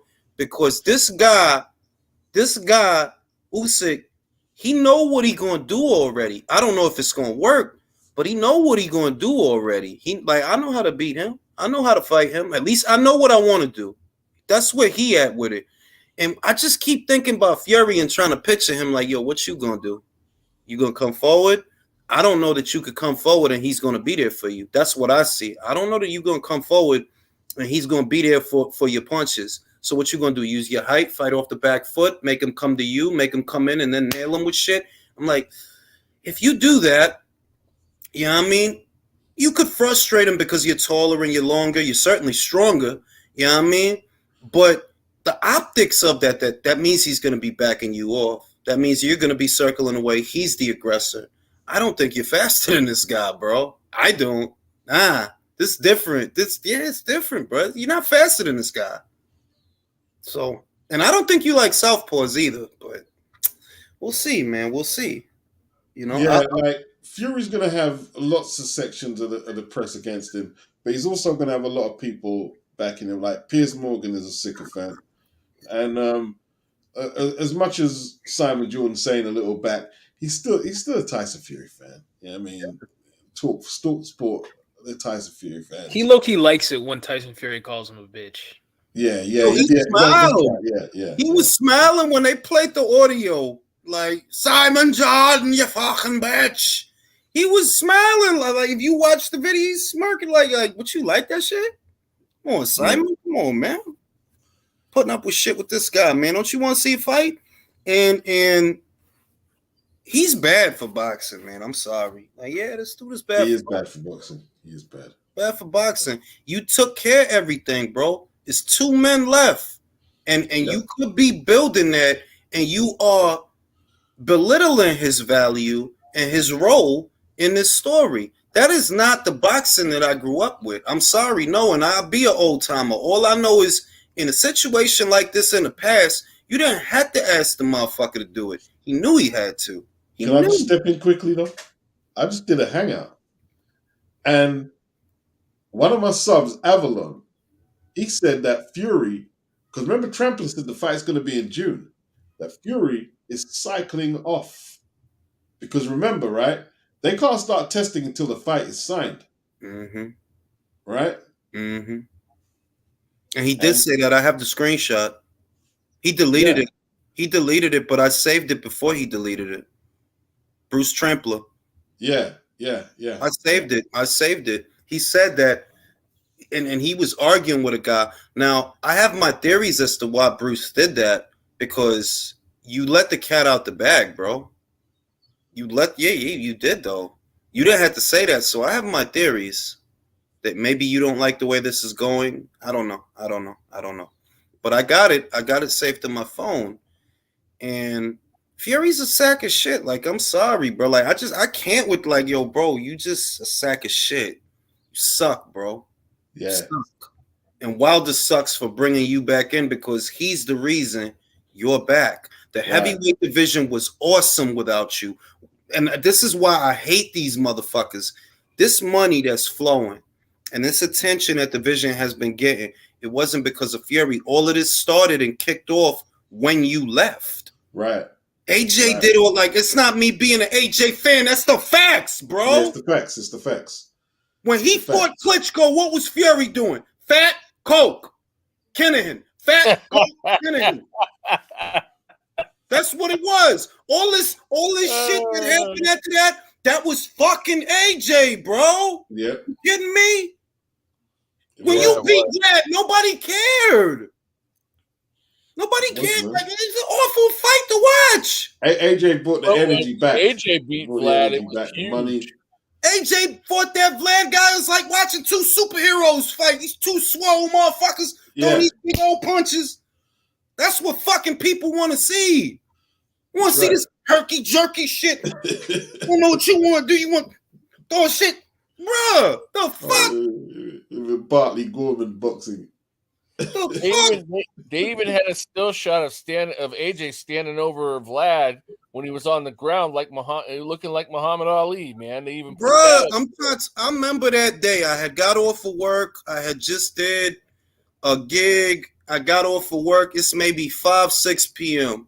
Somebody linked me up. I had to watch it on my phone, and you could feel it was weird. For me, it was weird because this is a fight that had the big fight feel that didn't involve Americans. You know, I was still acquainting myself with the British boxing scene at the time because I was watching a lot of matchroom shows. And it had the big fight feel and all that. I'm in the car. My wife is over there at the beauty salon store place. And I'm just in the car. I'm like, yo, this shit is wow. Be like, it's going. This shit was the dopest shit, bro. The numbers come in. 10 million from RTL. 600 down on Showtime, 800 down on HBO, 1.5 mil at motherfucking on Sky. This bitch was a monster. And you trying to, what I don't like about this, you taking the credit that this kid deserves and you giving it to this fluffy ass bag of fucking milk, bro. The work was done by the time you came back. The work was done. The money was flowing. People was talking. That ain't you. That was him. There you go. That's facts. Facts. Think about it, Beats. When he came back, was it armies waiting for him when he fought Safari? No. Was it armies of people waiting for him when he fought Pianetta? No, he was just in regular stadiums, just regular, not stadiums, arenas, I should say. I think he fought. I think that shit was a York Hall show, bro. Then, you do the fight with Wilder. It does okay. It wasn't. It's 325, bro. Chill. Now you fought Tom Schwartz in America with the Apollo Creed suit. That shit didn't make no money. Don't believe me? Look it up. That shit didn't make no money, bro. Motherfuckers wasn't sights off of you like that. He fought Tom Schwartz. They didn't sell shit. He fought Otto Verleen. They didn't sell shit. It's like this is all land of make believe, bro. Like, nah, they wasn't fucking with that guy and that. Don't believe nothing I say. Look it up. You don't have to say, right? Like they keep saying Vlad was old he was old when he fought Fury. He was old when he fought Brian Jennings. But that was the quintessential modern day heavyweight fight. 2 6'6" guys, and like you say, swole in shape, both of them with high knockout percentage. That was the shit. That was the shit, bro. Hey, can I add that? Self about Fury, bro. Like, yeah. Can I add that Joshua fought a more determined, more motivated Vladimir Klitschko, because that was a guy that, quite frankly, he wanted to fight Fury, but Fury bitched out. You know what I mean? Yeah. The shit is that what I don't like about this whole thing is they're making it seem like Fury reinvigorated boxing when no, you didn't. You bailed on boxing. That's the truth. You were the unified champion and you bailed because mental health, whatever, bro. You did bail. And in the time that you was away, that's when the heavyweight division came back. Literally, it was when you were gone that it came back. Not by the time you came back and you did the Wilder thing in 2018, well, the work was done, bro. The money was flowing. People was talking. Wilder versus Joshua was the premier fight, the conversation. You didn't do that. AJ did that. Nobody gave a fuck about Wilder till they saw him. That's the cold, hard truth. Wilder has been around since 2008. When did people start talking about him? In 2017, 2018. As AJ is making splashes and beating motherfuckers up. That's when, we got a heavyweight too. We got Wilder. Exactly. Old gazelle in the leg ass. Like, fuck out of here. Y'all ain't give a fuck about that. And that's what I don't like too. It's the fake shit. Go back to the shit that Beat said in his award-winning video. Y'all love the fake shit. Fake support Wilder. Fake support Clarissa. Yeah. Where's Floyd with the checkbook for Clarissa the way Conor got the checkbook out for Katie? Where's Floyd? Where is he? Nobody got no money for Clarissa. Y'all, I'm telling y'all, motherfuckers love the fake shit. Love the fake shit. Yep. You don't like the real shit. You love the fake shit. It shouldn't take nothing to say, yo, Clarissa won 2 gold medals for our country. 3-time undisputed. Get that girl a hometown fight. Exactly. I'll pay what it costs. I'll pay what it costs. It shouldn't be nothing to Money Mayweather, but they'll hear some bullshit like a blurb because they was at an event together a couple of months ago, and he said something nice. And motherfuckers, motherfuckers get dicks getting hard off of it because he said something nice. Motherfuckers dicks getting hard. You know what I mean? Like, bro, put some bread up, man. Put some bread up. Fucking bread up, bro. Yeah. You go put some bread up, man. That's what I respected Conor McGregor. I was like, wow. That's deep. That's deep. You know what I'm saying? Like he didn't have to do. He did not have to. He could have been Conor McGregor, just fucking these broads and sniffing that coke and taking them roids. Nah, he wanted to help. Like, nah, that's my homie. Like, that's my country. Right. You gotta support now. Right. You know what I mean? I'm telling you, beasts in America, that's how it really is. Motherfuckers love the show shit and the fake shit. They don't like the reality. Like, you don't like reality. You like the fake shit. Right. That's why they like to show support, but they don't like to. They like to show support, but they don't like to give support. Yo, I have a question real quick about this recent, hype around Fury about his sellout game, right? Now, last year, right, was his stadium fight against Dillian White, right? Prior to that, was there any other besides the Klitschko fight, in 2015 where he fought in a stadium of over like 50,000 people? Only time that happened was Vladimir in Dusseldorf, but obviously it was in Dusseldorf. Those people were there to support Vlad. Right. Yeah. And besides that, the only other stadium fight was against Dillian White, right? Yeah. Okay, so all right. I recently, I've come across, some content creators. I won't want names. I don't want to start any beef, but they kind of barking up his tree about his sellout game and shit like that. When they started suggesting AJ that he fight Gerald Miller, right? And I found it hilarious because once I saw Gerald Miller, right, I couldn't do nothing but just laugh because, first of all, this dude is still epically round. And people are still trying to bark up a tree, trying to tell me that a fight between AJ and Miller still sells. Okay, yeah, in terms of, hype, yeah, they do talk shit. Miller talks most of the shit. But, bro, you're not in shape to fight anybody good. Bro, can I say this? Let me tell you something. Yeah. AJ has to break character. If I'm AJ and I'm going to be real with you, fight Miller. Not because you owe him something. Break character. Why should you fight Miller? You the trash talking, atypical American guy. That's how you acting. Oh, I'm from America. I'm gonna talk my shit. Yeah, talk your shit. I'm gonna fucking flatten you in front of Americans. That's what I'm gonna do. I'm gonna fucking flatten you. I ain't gonna sit here and talk with you, bro. I think it's an opportunity there. He don't need it, but if he did it, oh yeah, it'll change things. It'll change things. It'll change the perception. Cause y'all think this dude is frat.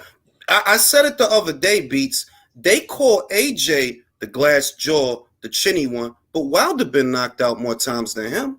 Wilder been knocked down more times than him. But the way their brain work, it doesn't let them see that. They're like, yo, Harold Skolniers dropped Wilder, but AJ is chinny. Yep. Harold Skolniers literally dropped Wilder, but AJ is chinny. It's a joke. I mean, I'm just saying, it's like, yo, I think that fucking matchup is a joke. I mean, let the dude fight Franklin, bro. He just came up with 2 losses, bro. Listen, if not now, okay, later on this year, when this nigga like lowers his fucking like weight, like come on. If AJ, I'm trying to tell you, like people minds work a certain way, right? AJ been playing by the rules, and Eddie has been playing by the rules too much, while everybody else doing whatever they want. Y'all 2 motherfuckers playing by the rules, and that's why shit don't be working out sometimes. If you tell everybody, or y'all could suck my dick, I'm gonna beat this bitch up next because he talked too much, and I'm gonna do it in America. You acting like I'm scared to come to America, bitch. I train in America. Let's do it, Madison Square Garden. Let's do it. Talk your shit and knock that fat bitch out. I guarantee you, shit will start. Americans' perception. Not that you need the Americans though, because that's kind of the caveat. You don't actually need them. They don't buy shit like that. Yeah, take it to the MSG again. That's what I mean. I just think that fight looks a little bit more one-sided than it did, 4 years ago. It's the act. It's the act. See, this is the thing. These guys that love to talk shit about AJ, right? They'll look at Miller, and I promise you, they'll back him. I promise you. Yeah, they will. They'll back him. They'll back him because he talking shit. Because see, you like talking shit more than fighting. That's what I see. Bro, you just they'll back Charleston White before AJ. They didn't fuck with Charleston White. We had that conversation the other day. They're like, yo, that dude is a clown. Bang. They'll back him just because he know how to talk. They'll back him off of that. Not his ability to fight, not the shit. Just because he talk. Oh, he got the game. No, you got the guy. Hey, motherfucker, back him. When he get knocked out. You know what I'm saying? It's look, and I fuck with Tony Harrison, so I don't want this shit to sound crazy. Tony talk game is great. And off a talk game, y'all not paying attention to Zoo. Y'all not paying attention. Y'all not paying attention. I've been hype off this kid since 2020. I'm like, yo, this kid got some shit. Like, he remind me of his father. You know what I mean? And off of talking, Zoo don't talk much. He don't really say a lot. Like, no, I'm going to do the thing, and I'm going to knock him out. That's it. Tim Zoo, right? Tony, Tony talks real shit. I fuck with him. I like him. I'm like, yo, y'all really picking to? Okay. AJ, if you want chill, Be stoic, bro. Don't feel if he say something about you, you got to take a book out. You got to take a page out of the book of the dude that beat you. I remember Marco Huck push Usyk. Usyk ain't, all right, bitch. All right, bitch. I ain't gonna say that. We ain't gonna. All right, bitch. See you in the ring. You know what I mean? You get on your shit. You're like, I ain't gonna sit here trading snaps with you, bro. Like, you trying to fight or you trying to win a comedy award, bro? I'm gonna see you in the ring. I think if you willfully decide, I want Jarrell Miller. You keep talking shit about me. I want Jarrell Miller. Well, you don't like that? Don't watch, motherfucker. But you and I know you are gonna watch. They don't want to play like that, Eddie and AJ. You're not using your common sense. You keep playing by the rules. You keep doing what the sanctioning bodies want you to do, like they fuck with you. They're a part of the reason you didn't get to go undisputed, bro. They're a part of it. They've been blocking you. You need to play by your own rules now. I don't know if he knows that, but yeah, you do. These guys run that shit in the MSG, man. Run that in the MSG. Let's go again. You think AJ won't knock that? He will knock that motherfucker out. He'll beat him like a drum. But they need to see it. And moreover, go ahead, you silly fuck. Get behind Jarrell. Go ahead, pick him to win. Pick him to win. Give me the screenshots so I can use them. I'll make videos about how fucking dumb you are. Do it. You know what I mean? You need to see the American fighter get knocked the fuck out because that's what it's for them. They make it a big deal that AJ doesn't fight in America. Well, why the fuck would he, bro? There's no money here. But that's not enough, right? I say, nah, let's do it. Go to MSG. I want this fat bitch. I want him. Give him to me. I want this fat bitch. We gonna finish. That's if he get, the thing is, though, can he pass the test, though? As soon as he gets hit with stringent VADA testing, he's under pressure, man. You know he's gonna pop for something. Bro, he might not. But the shit is the action of Americans like how shit look more than how shit is. You feel me? They like how shit look more than how shit is. Like, big titties look nice, but some nice B cup titties is all right. It actually feels better in your hand. No long dog nose titties. Yeah, they look nice on Instagram. Long old dog nose titties. It's like, nah, man. You know what I'm saying? Motherfucking Americans like how shit look more than how shit is. You gonna like that he talk because that's your shit. The talk. You like how he talk. Cool.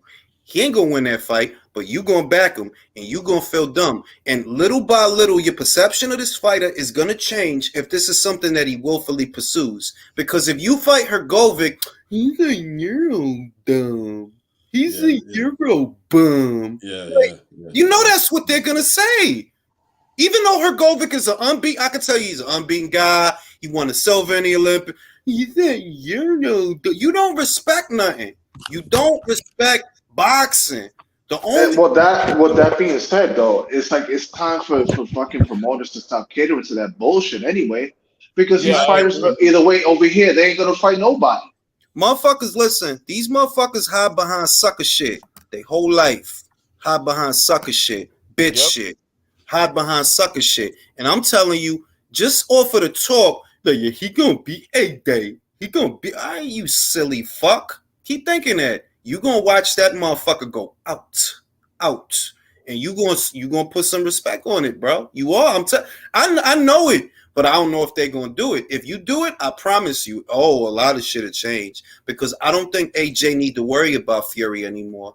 I think you need to let that motherfucker go do whatever he gonna do. Hey, go do it, you bitch. I'm younger than you, bro. I'm gonna be here. I'm gonna be around. You on your way out. If I knock out enough motherfuckers, they gonna forget about you. That's the facts. All I gotta do is stay consistent. That consistency is key, man. If I knock out enough motherfuckers, man, ain't nobody gonna be worried about you and your fidgety ass crackhead style of boxing, cocaine crackhead style of boxing. Nobody worried about you, bro. But you got to be consistent. And moreover, what's really working for Fury is he plays by his own rules. Yep. Irrespective of what people want. That's what he has up on Eddie. That's what he does have up on AJ. AJ, you trying to be everything for everybody. You can't be that, bro. Can't be everything for everybody, bro. You need to be Bizarro AJ now. Fuck you and fuck this and fuck Wilder. Fuck Bizarro AJ. He needs to be Dark Femi. The only reason Fury's getting is because he's still got the O. Yeah.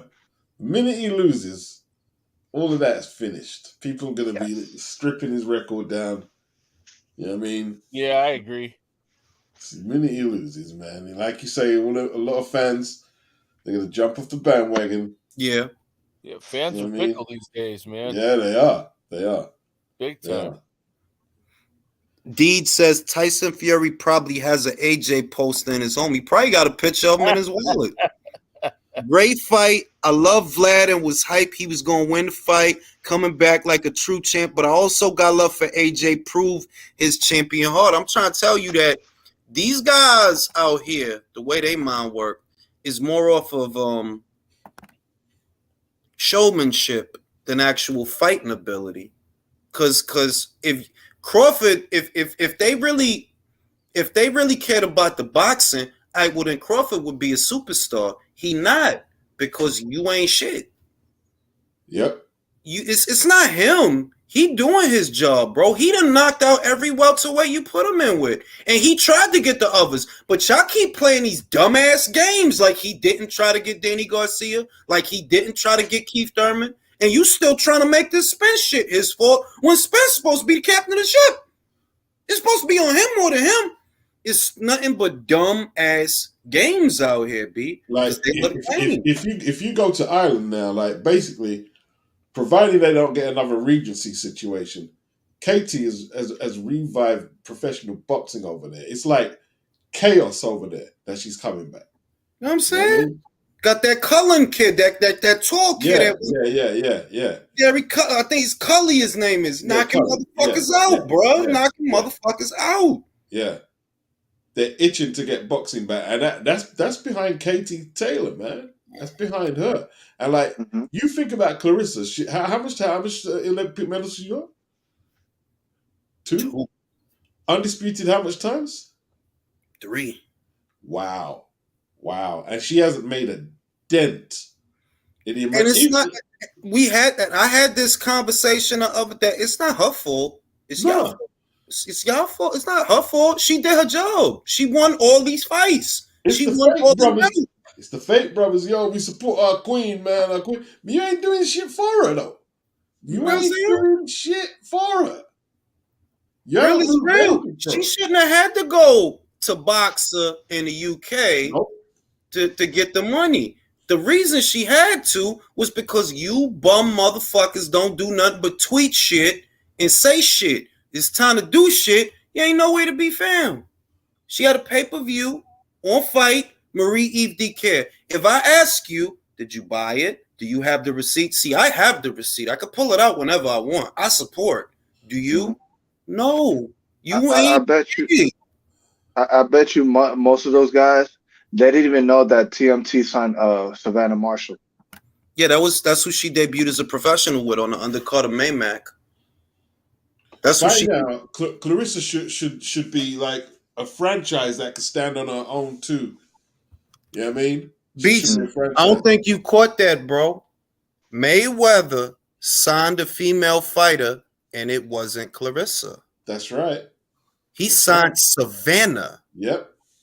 And then motherfuckers wonder why I be saying, yo, motherfuckers over here ain't shit. I'm trying to tell you, these motherfuckers over here ain't shit. It's nothing but fake love and fake shit out here, B. Al Heyman is bozo. These girls, see, he don't understand. The girls give you something that the guys can't give you. They could give you a good fight like the guys can, but they got ass and titties. If we gonna be real, they got ass and titties. So you got different avenues to pull in sponsorships and endorsements and eyes and guys and all type of people gonna want to watch. But this dude, I don't know, like I don't know what genius he supposed to be, because if you really was a genius, I would have all them cars that go on Saturday littered with different joints. You think motherfuckers give a fuck about motherfucking, what's this guy, Fernando Martinez? They don't give a fuck about that low ass man. Julius, let me tell you the mistake that Savannah made. She should have kept that fight in the northeast of the country. She said, nope, you're coming to my neck. This is my country. This is where boxing It's popping for women. You're coming with not a Wembley. They should have kept it in the northeast. What's the northeast?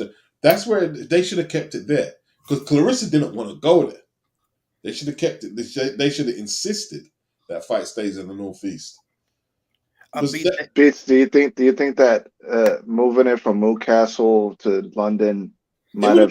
Clarissa didn't want to because she got booed. She didn't like the reception she got there. Exactly. Right? Do you think it could have swayed the decision?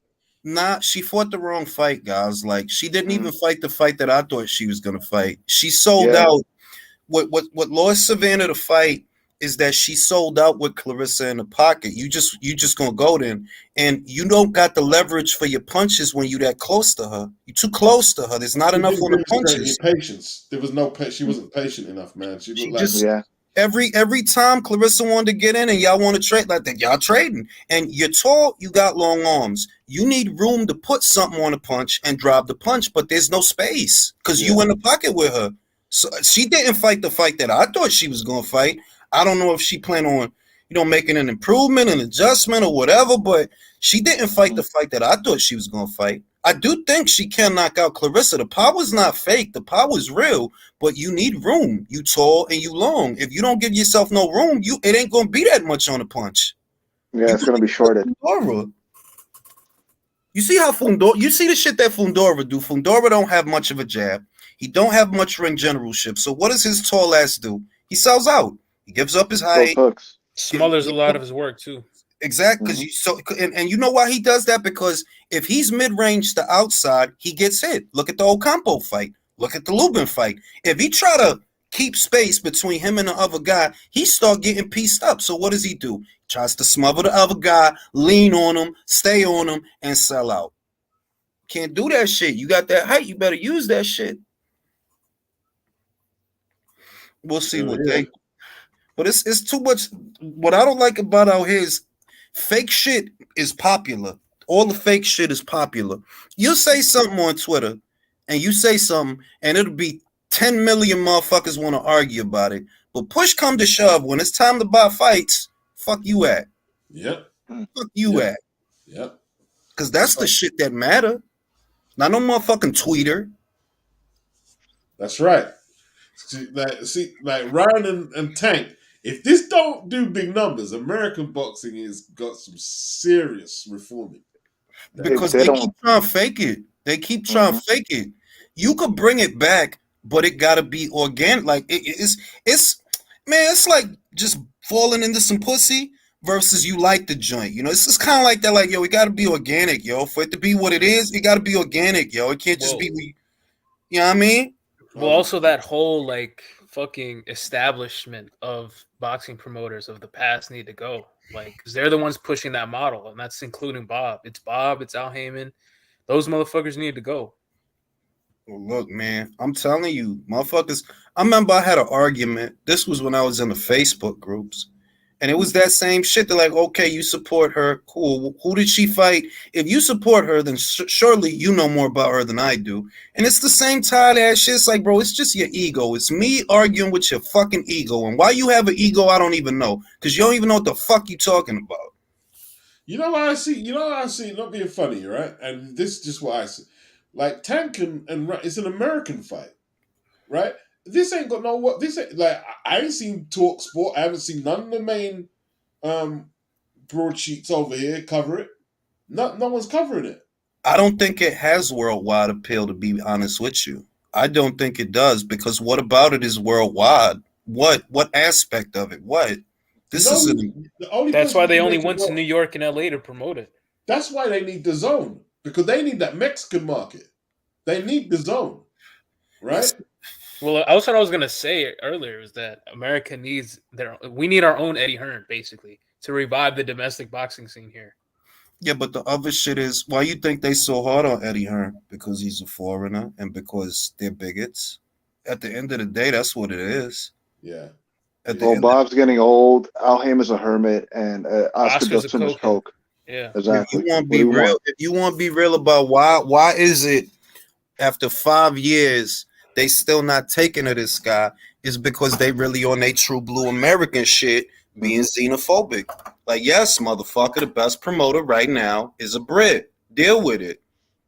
They didn't want to accept Lennox at first because of that same reason, because of that same shit. Yeah, the guy right now is fucking Lennox. Deal with it, bitch. There's only two promoters worthy of anything. That's Tank White and Eddie Hearn. The rest of these dudes are just nickel and dime, like you say, Jules, nickel and dime. Shit. See, Little kid shit. Because if the zone are gonna like help, because it's gonna be Showtime, but the zone are gonna be obviously platforming it themselves. That's going out to Mexico. They're gonna get a lot of sales there, a bucket load there, right? England, Germany, okay. Hey, Beats. Right, Germany, Australia. All these territories are gonna buy in. That those guys have not really given the world a reason to give a fuck. You knock out Hector Luis Garcia. Now, if you would have knocked out Machenko, now we're cooking with rice. Yeah, that's right. You knock out Hector Luis. Oh, shit. You knocked out Gamboa. Exactly. You knocked out a Bodeguero. Oh, my God. Ryan knocked out Adrien Fortuna. I was just curious, Beats. I don't know if you follow it, but how big was that Leon Edwards fight over there this weekend with Usman? Well, I heard some people talking about it in my hangout. Was it a big deal? Like, did it sell out? I don't really follow UFC like that, so I'm not too sure. I know Leon Evans is from Birmingham, and there were some people making noise about it. But they said it's the highest grossing event in the history of the O2, I think. I don't know how big of a star he is over there yet. Listen. Let's get away with the UFC shit, Drew. You and your UFC shit. Fuck the UFC, bro. I don't care about that shit. I don't care about the Mexican. I don't know her name. I forgot her fucking name. But she's fucking bad. She's hot. It's not Thug Rose. I know. I forgot her fucking name, but she's fucking hot because she don't try to be hot, which is what makes her hot. What's fuck? No. The other one, the new UFC champ that beat Shevchenko. She from Mexico. You know what I'm saying? The shit I'm saying is I forgot. Right, Ryan, you're a fucking idiot. What you could have did to build a profile in another market, fight some Brits. The fuck is wrong with you, bro? Fight some Brits. Get you some Anthony Crowlers. Get some British guys on your resume so they can know you. You not do this kid ain't even been fighting like that. Like, nah, for real, he has not been fighting like that. If you look at his resume, he ain't been fighting like that. You like the whole shit is so weird and forced. I don't want to just be presumptuous and say that they can't hit a million, but I don't feel it. I don't feel it, and it's only 4 weeks away. But I don't really feel it. Like, there's no way it's gonna do $1 million. It's not gonna do $1 million. I don't feel it. Like, I'm like, yeah. When they fight, I'm gonna buy it. I'm not gonna lie. Like, yeah, I'm gonna buy it, but I don't feel it. Like. Now, but then again, between two networks, it could possibly do $1 million. Like globally, look, it could. That's why I'm not ruling it out. But I don't feel for this what I have felt. Like this don't. Me and Drew talked about this. Like, this don't got the big fight feel for me. Like the big fight feel is a fight that you like. Yo, I can't even believe they about to fight. Yeah. I can't even believe this shit. And when they make their ring walks, like, yo, it's going down. They ain't gonna fight. Yeah. You don't have that. Like, I don't feel nothing about this shit. Like, I ain't gonna fight. I ain't give a shit. Like, I would feel that more if it were Regis and Subriel because I know what I'm getting. Somebody is getting knocked the fuck out. That's what I mean? A great fight. It's a great fight, man. Or even this is gonna sound weird. Even Andrade and Charlo. I would feel that a little bit like finally we gotta settle this shit. Yo, this shit been going on for years. Y'all ain't fight. And it's time, yo. And I would feel that because of the backdrop. With these two, bro, all y'all doing is swerving everybody else. That's all I see. You swerving everybody else. You could have been Fort Devin, Ryan. Yep. You could have been Fort Loma, Javante. That was your homework. How T.O. got to him before you and not Devin about to get to him before you? That been your homework. Y'all swerving everybody around y'all with each other. That is all I see. They haven't built like Ryan should see if Ryan should have took the tune-up to help build this event up. He didn't take the tune-up fight. Like when I think about like you know when they build a guy up, and not even just the old school way, certain shit like you know you look at Lopez. You know he fought some guys. He go in there with Comey. He built them up all right. Ryan, I'm like, who did Fortuna? I ain't. And then Javante, like, bro, stop talking. Like, bro, you didn't beat nobody. Your best win still is Pedraza. That's still the best win on your resume. It's Pedraza, and that was 5 years ago. Bro. See, when Golovkin was at his like you know his most popular, he was fighting 3-4 times a year, man. So he was very visible, and that's what they don't understand. Like Ren Eubank was the 168-pound WBO champion. He was so because he'd fight about 7 times a year defending his belt, and they weren't all killers or nothing. But we had a world title fight all the time. Right. There was a sense of continuity. Right. Speaking of Golovkin, Canelo Golovkin won. Big fight feel like, yo, they about to do it. Yeah. I can't believe they about to do it, yo. They about to do it. Big fight feel. I don't feel nothing about this shit. This whole fucking pee-wee football ass shit. No. Y'all ain't even fighting for a WBA reg. It's no belt. This is not for no belt. This is for the Instagram, Twitter blue check belt. That's what this shit is for, bro. Bro, remember when Ryan fought on Facebook Live, bro, in 2018? That's when Facebook was like starting to lose its cool factor. And they thought like putting him out there was gonna give him exposure. I remember that broadcast, everybody was talking up a storm about him, bro. And then he looked bad. Yeah. Like, bro, like I think it's too forced with them. That's kind of what I feel that like, you know, you want this to have the big fight feel, but all I see is a shortcut. Like, that's all y'all doing. Y'all taking a shortcut because realistically, Gervonta Davis versus Lomachenko would have been a big fight. Yes, it would have if you would have did one. If you're going to have a super fight, right, at 135 in 2023, and neither of these guys have fought Lomachenko, Devin, or Teo, how are you going to be a good super fight? How? You can. How do you build these up to like 2 Hall of Fame careers? How is this a Hall of Fame career? They're not. And that's why I'm like, I don't put out a number because I honestly don't know what it's going to do. It's like, it could do $1 million. It's possible. It could do $1 million. But it's also possible that it doesn't because it's like, y'all forcing it. Like, yeah, it's forced, bro. Like, y'all didn't do the other stuff to really like get motherfuckers like, yo, the best of the best. Bro, nobody think Ryan is the best lightweight. Nobody thinks that. I'm capping the buys at 450,000. Nobody think Ryan is the best lightweight or the best super lightweight. With Gervonta, there's some that might, but there's a lot that don't. They're like, what makes him the best lightweight?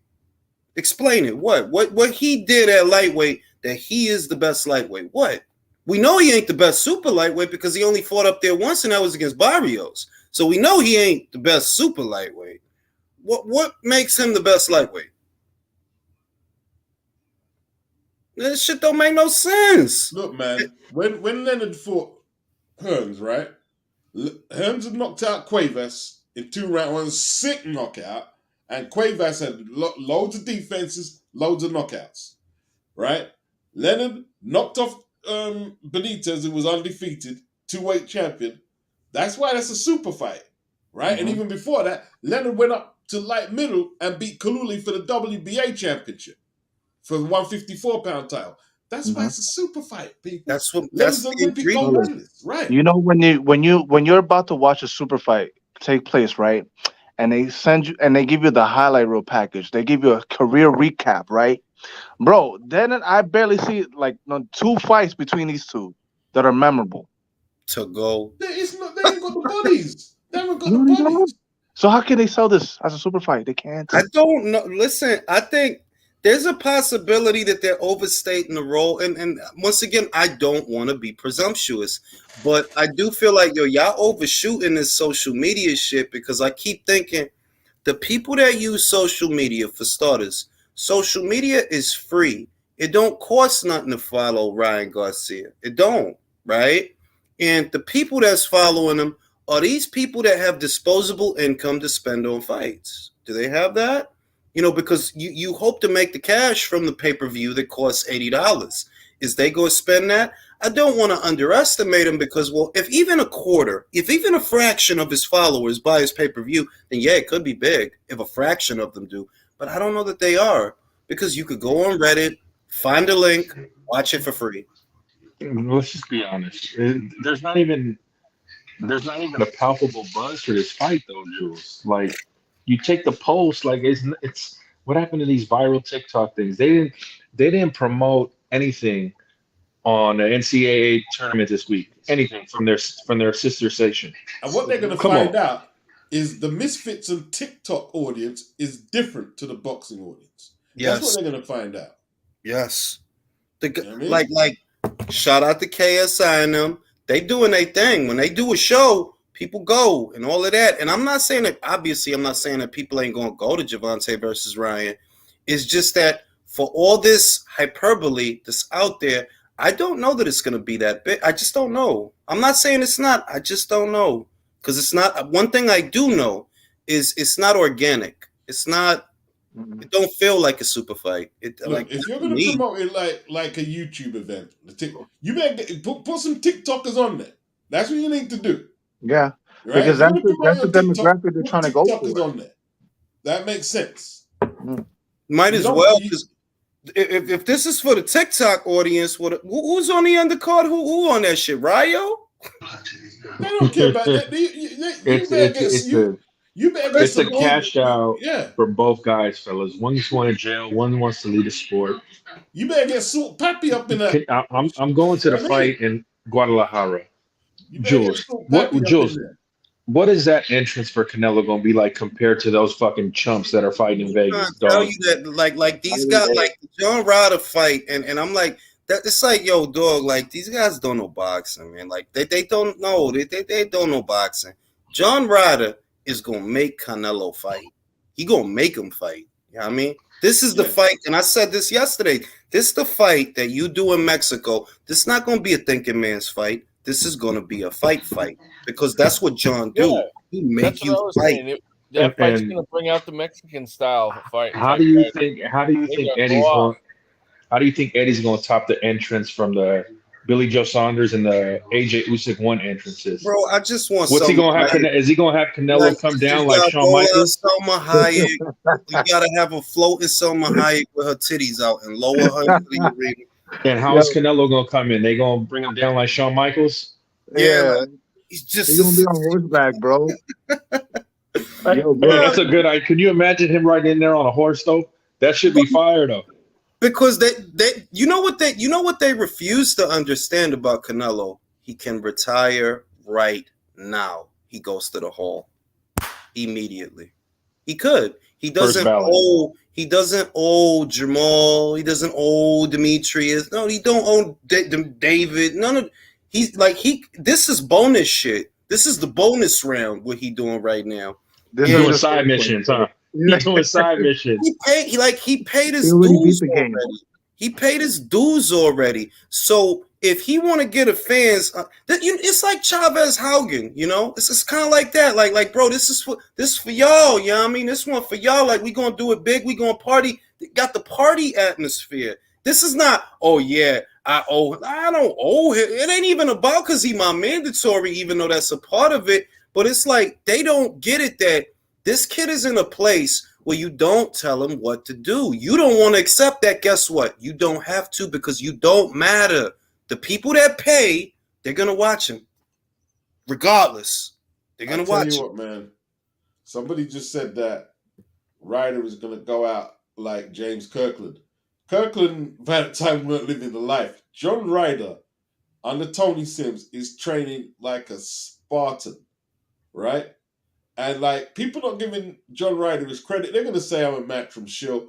But the thing is, right? Andrade talked a lot of crap about Canelo fighting Andrade. I mean, fighting this kid. Why didn't you fight Zach Parker? Why didn't you fight Zach? Can I tell you something, Beats? I'm gonna be real with you. Based on what I'm seeing from Andre, the Liam Williams fight, the Desmond Nicholson fight, guy like John to get you. Yeah. Bro, I was suggesting that when Andre couldn't find an opponent, I'll tell you what, I was right? Sorry suggesting to him stop you, fight Virtuoso, Ryder, right? bro. Let me just say this, right? Go ahead. John Ryder is twice as good as Liam Williams. Not just a little bit. He's twice as good as Liam Williams. And if he got on you when you were struggling in them late rounds against Liam, you'd be in serious shit. And motherfucker hit like these got like, and that's why I don't like talking to stupid motherfuckers like, yo, you really think because he got nobody can. I'm telling you, guy like John will get him. What do I know about Andre? He don't like pressure. Don't like pressure. And he don't got the greatest gas tank either. And he's 34. And he's slowing down. Guy like John to get him. I seen the Jack Colquet fight. You didn't, you fucking Andre fan. I seen that shit. I seen a little motherfucker that ain't got that much size have him looking crazy. I seen that. Yeah. And if you put this motherfucker in there with that same John, you'll be surprised. Right. You'll be surprised. And they keep talking about like Jamal and Canelo. Yo, listen, man. Jamal wouldn't fight Danny. Guess who did and beat him? Even though I thought Danny won. That's the shit that the work. That's because motherfuckers don't respect the work, and that's what I see. That it's a mentality thing that you can't respect that this kid did the work already. Whatever's whatever. He fought Lara. Did Jamal fight Lara? Did Demetrius fight Lara? No. No, I'm talking about Ryder fought Danny. I'm talking about Ryder fought Danny. No, not even. I'm talking about Canelo. That I know. Yeah.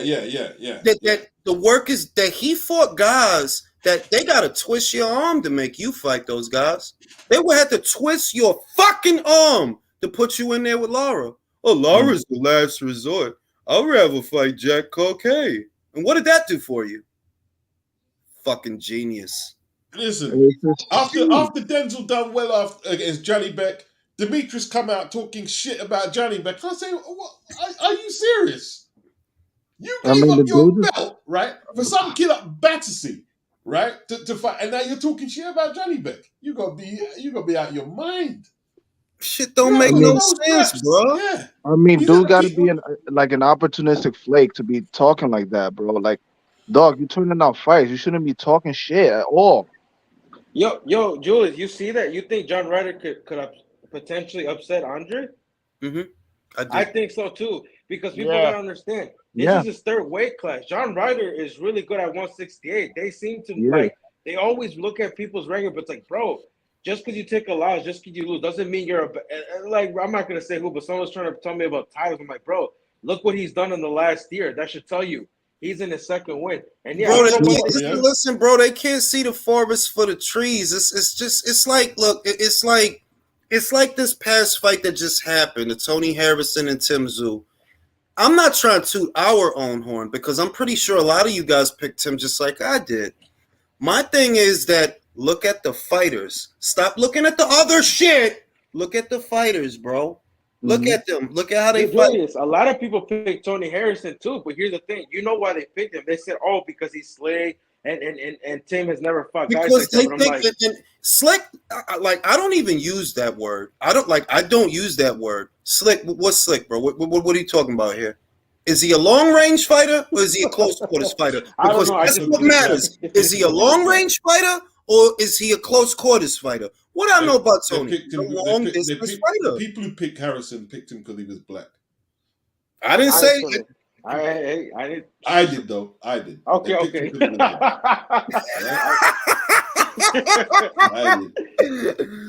I must look. Let me just say this because this is the point I'm trying to make. Right. I've seen enough of Andre that I know if it were John versus Demetrius in May instead of John and Canelo in May, I'm not kidding. I'm not being funny. John might get him. He didn't look that good at first. He looked good in that fight, but did you see that fight, dude? Like Desmond was like, he seemed like he wasn't reacting to his power, bro. That dude kept coming back. What power is the question? What power? Listen, I don't know. Well, hey, Julius, when Edgar Berlanga was hitting him, you seen how he reacted. And now we like to give shit. What I've seen in the Liam Williams fight. Okay, Demetrius always starts off strong, scores a knockdown. That's damn near every fight with Demetrius. That's damn near every fight. He start off real fast, real strong, scores a knockdown. Down the stretch, he starts slowing down. Liam rattled him. Liam Williams rattled him, bro. He rattled him. He did. You know what fight I wish we would have got? Liam Smith versus Demetrius Andrade.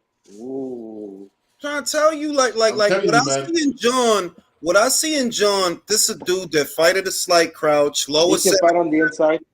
He's good on the inside. He could punch. I have a question to ask the panel. Listen, real quick.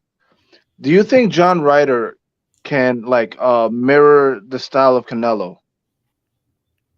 Nah, because John is a prolific puncher. He throw punches in bunches, whereas Canelo's style, at least as of late, is high guard, catch and shoot. That's what he punch. Where John, he let punches go.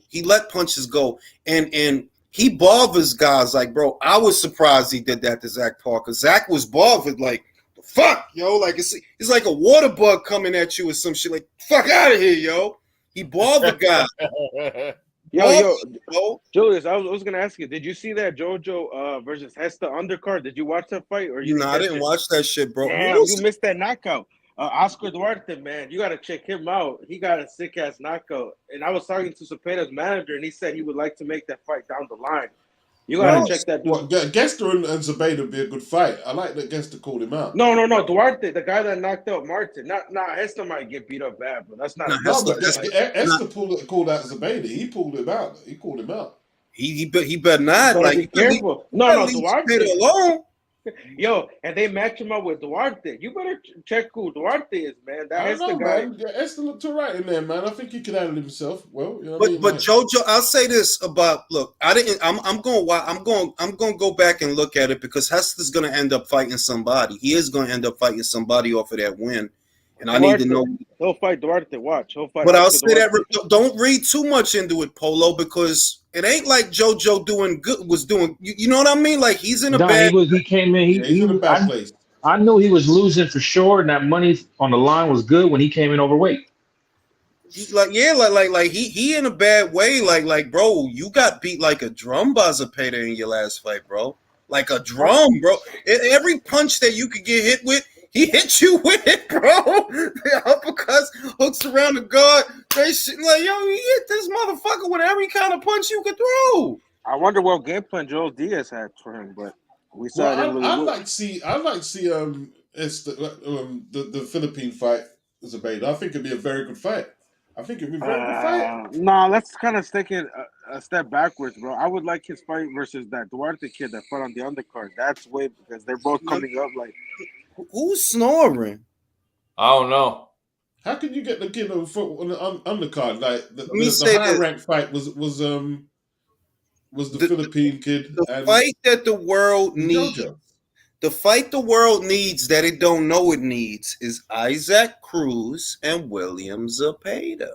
Bro, I'm trying to tell you, Jules, check out that Duarte kid. He can fight. That would be nice, man. Country, did you see the knockout? Country, did you see the knockout? Yeah, but who did he knock out, though? Knock out? Alex Martin. That dude, Alex Martin. He ain't no hoe either. I mean, he beat that one. Look, man. Isaac is moving real, just like, bro. Where is your career going, bro? Like, what is the end game here, bro? He's gonna fight Lemos for the vacant belt. That's what he's fighting. Nah, he lost to Gervonta and turned into a diva, bro. That's crazy. That's all it took. Yo, but Julius, to be fair to him, he's gonna fight. He's gonna fight Lemos. Yo, Jules, he's gonna fight Lemos for the vacant, so that's why he's fighting this Geo kid that was supposed to fight. Which vacant belt, bro? Which belt? IBF. What vacant IBF, bro? IBF not vacant, bro. Shit. When it gets vacant, that's what their end goal. Oh, you saying after Haney Lomachenko?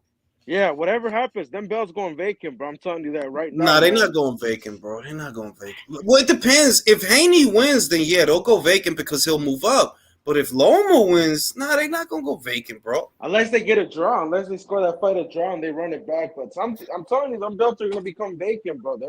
They're moving guys certain positions. If you pay attention, I called it Lemos versus Cruz as some, out of this world shit happens. That's gonna be but see, look. Have you seen Angel Fierro fight though? Yeah, he's another one. He's another like Mexican lightweight. That motherfucker looks like the real deal. He was on the Matchroom card in Mexico. I did see that. No, I did see he knocked the shit out that motherfucker. I did see that. And that dude was coming off a big win too. But it's like, bro, like Isaac is acting retarded, bro. Bro. Like how you trying to act like a big star off of a loss, B? Off a loss, B. That shit don't make no sense, bro. Like fight Cameroon already, bro. That's a good fight. The Beta should have fought Shakur. That's what I'm saying. That like he turned down Ryan. He turned down Shakur. Who else he turned? Oh, he turned down Michelle Rivera. It's like, bro, like this shit's stupid, bro. Like, who you trying to fight, my guy? Like, he's gonna fight Kambosos. Not Kambosos about to fight Maxie Hughes. Well, I'm saying, like, Oscar needs to get them guys fighting over there, man. They've got too much duckers. And Oscar's too busy showing off his abs, beats. Zebeda's going. And worrying about what Eddie and Canelo are doing. Zebeda slacking. You've got Munguia slacking. Okay, Ryan's taking a fight finally. I wish I could tell. Listen, I wish I could tell y'all. By Paco. I wish I could tell y'all the shit they told me today. I can't even tell y'all. Man. Oh, it's weird over there. It goes. Nah, tell us, man. Nah, I'm not going to tell you. That's why I can't say it either. I know what you're talking about, too. You know what I'm talking about, right? Yeah. We're going to be talking about it at dinner on Thursday. Put it in the private chat, man. It is weird over there, bro. Man, tell us, fam. You tell them? Private chat. Nah, I can't be. I'm sworn to secrecy. Drew, tell us, fam. I can't, bro. I'm getting everything confirmed when I have dinner with the players on Thursday. Yo, B, but it's weird over there, bro. Yo, Drew, shout out to your dad with the narco drip. You don't want to know this shit, B. Hey, Jules, and this surprises you how? Ain't sounding good. I mean, It's good, bro. How does this surprise you? Okay, taking doodles or something, man. You know what I mean? Hey, Jules, how does this surprise you at all? I mean, come on. If I told you, yeah, you'd be surprised. Is Oscar wearing knee-highs again? You keep talking about Oscar, bro. It's a lot of guys over there, man. It's not just Oscar. Who else is wearing He's hard. Shit, man. Hey, man. If you smart, don't say nothing. You smart, you'll put it together. No, man.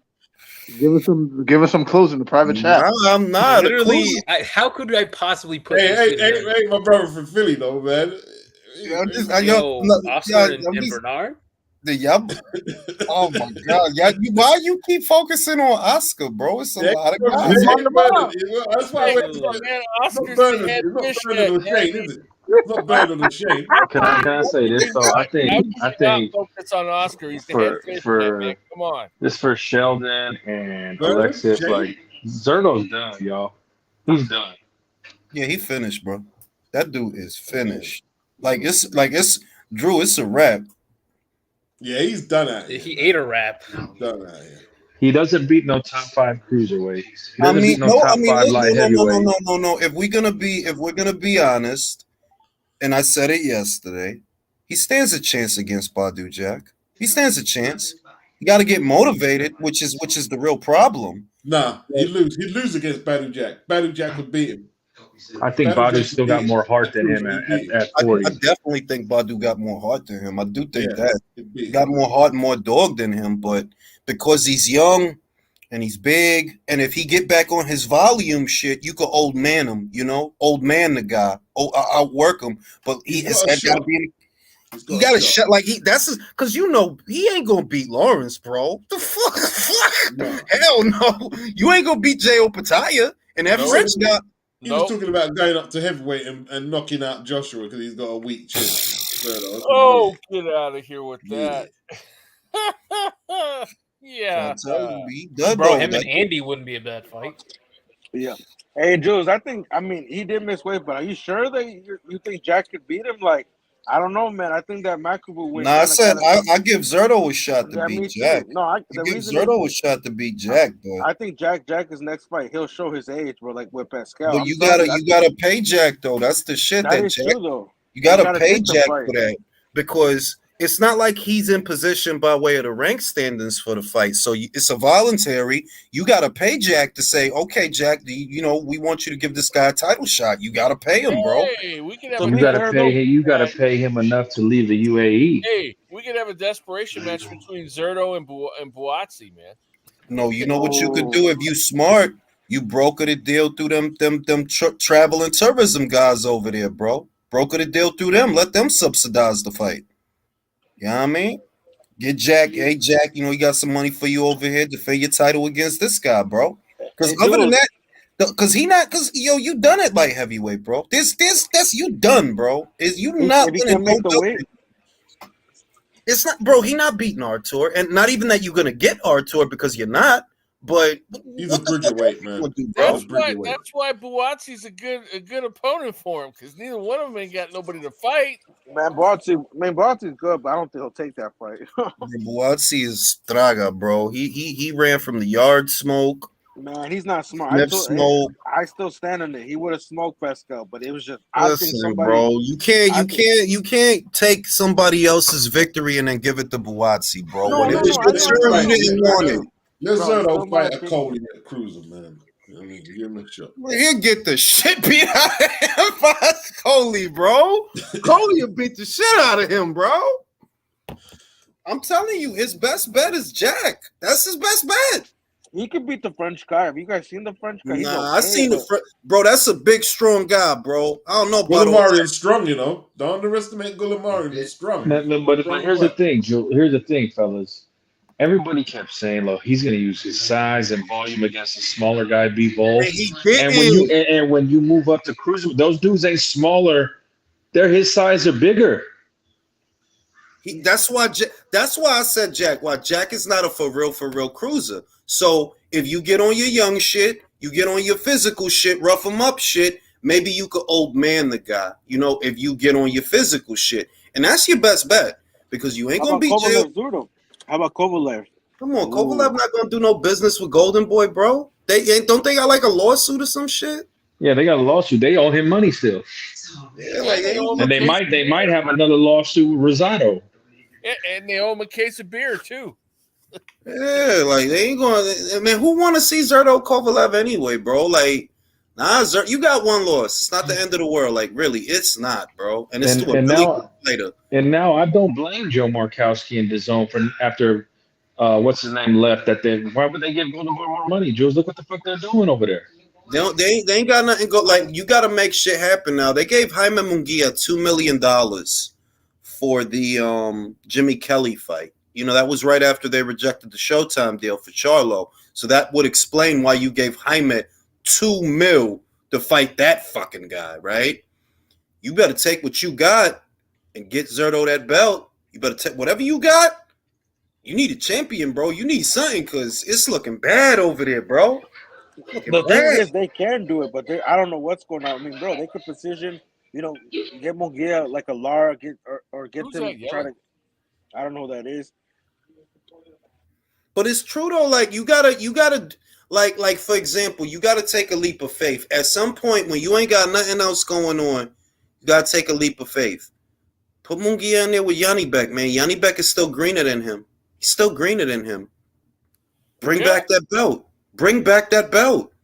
Do it. You can do it. Bring back the belt. You got to gamble, bro, because the shit you doing, like nobody want to see that shit, bro. Look at the last guy that he fought. Where they found him? Realistically, who they gonna put Munguia in there with next though? Let me tell you what it is with Golden Boy, right?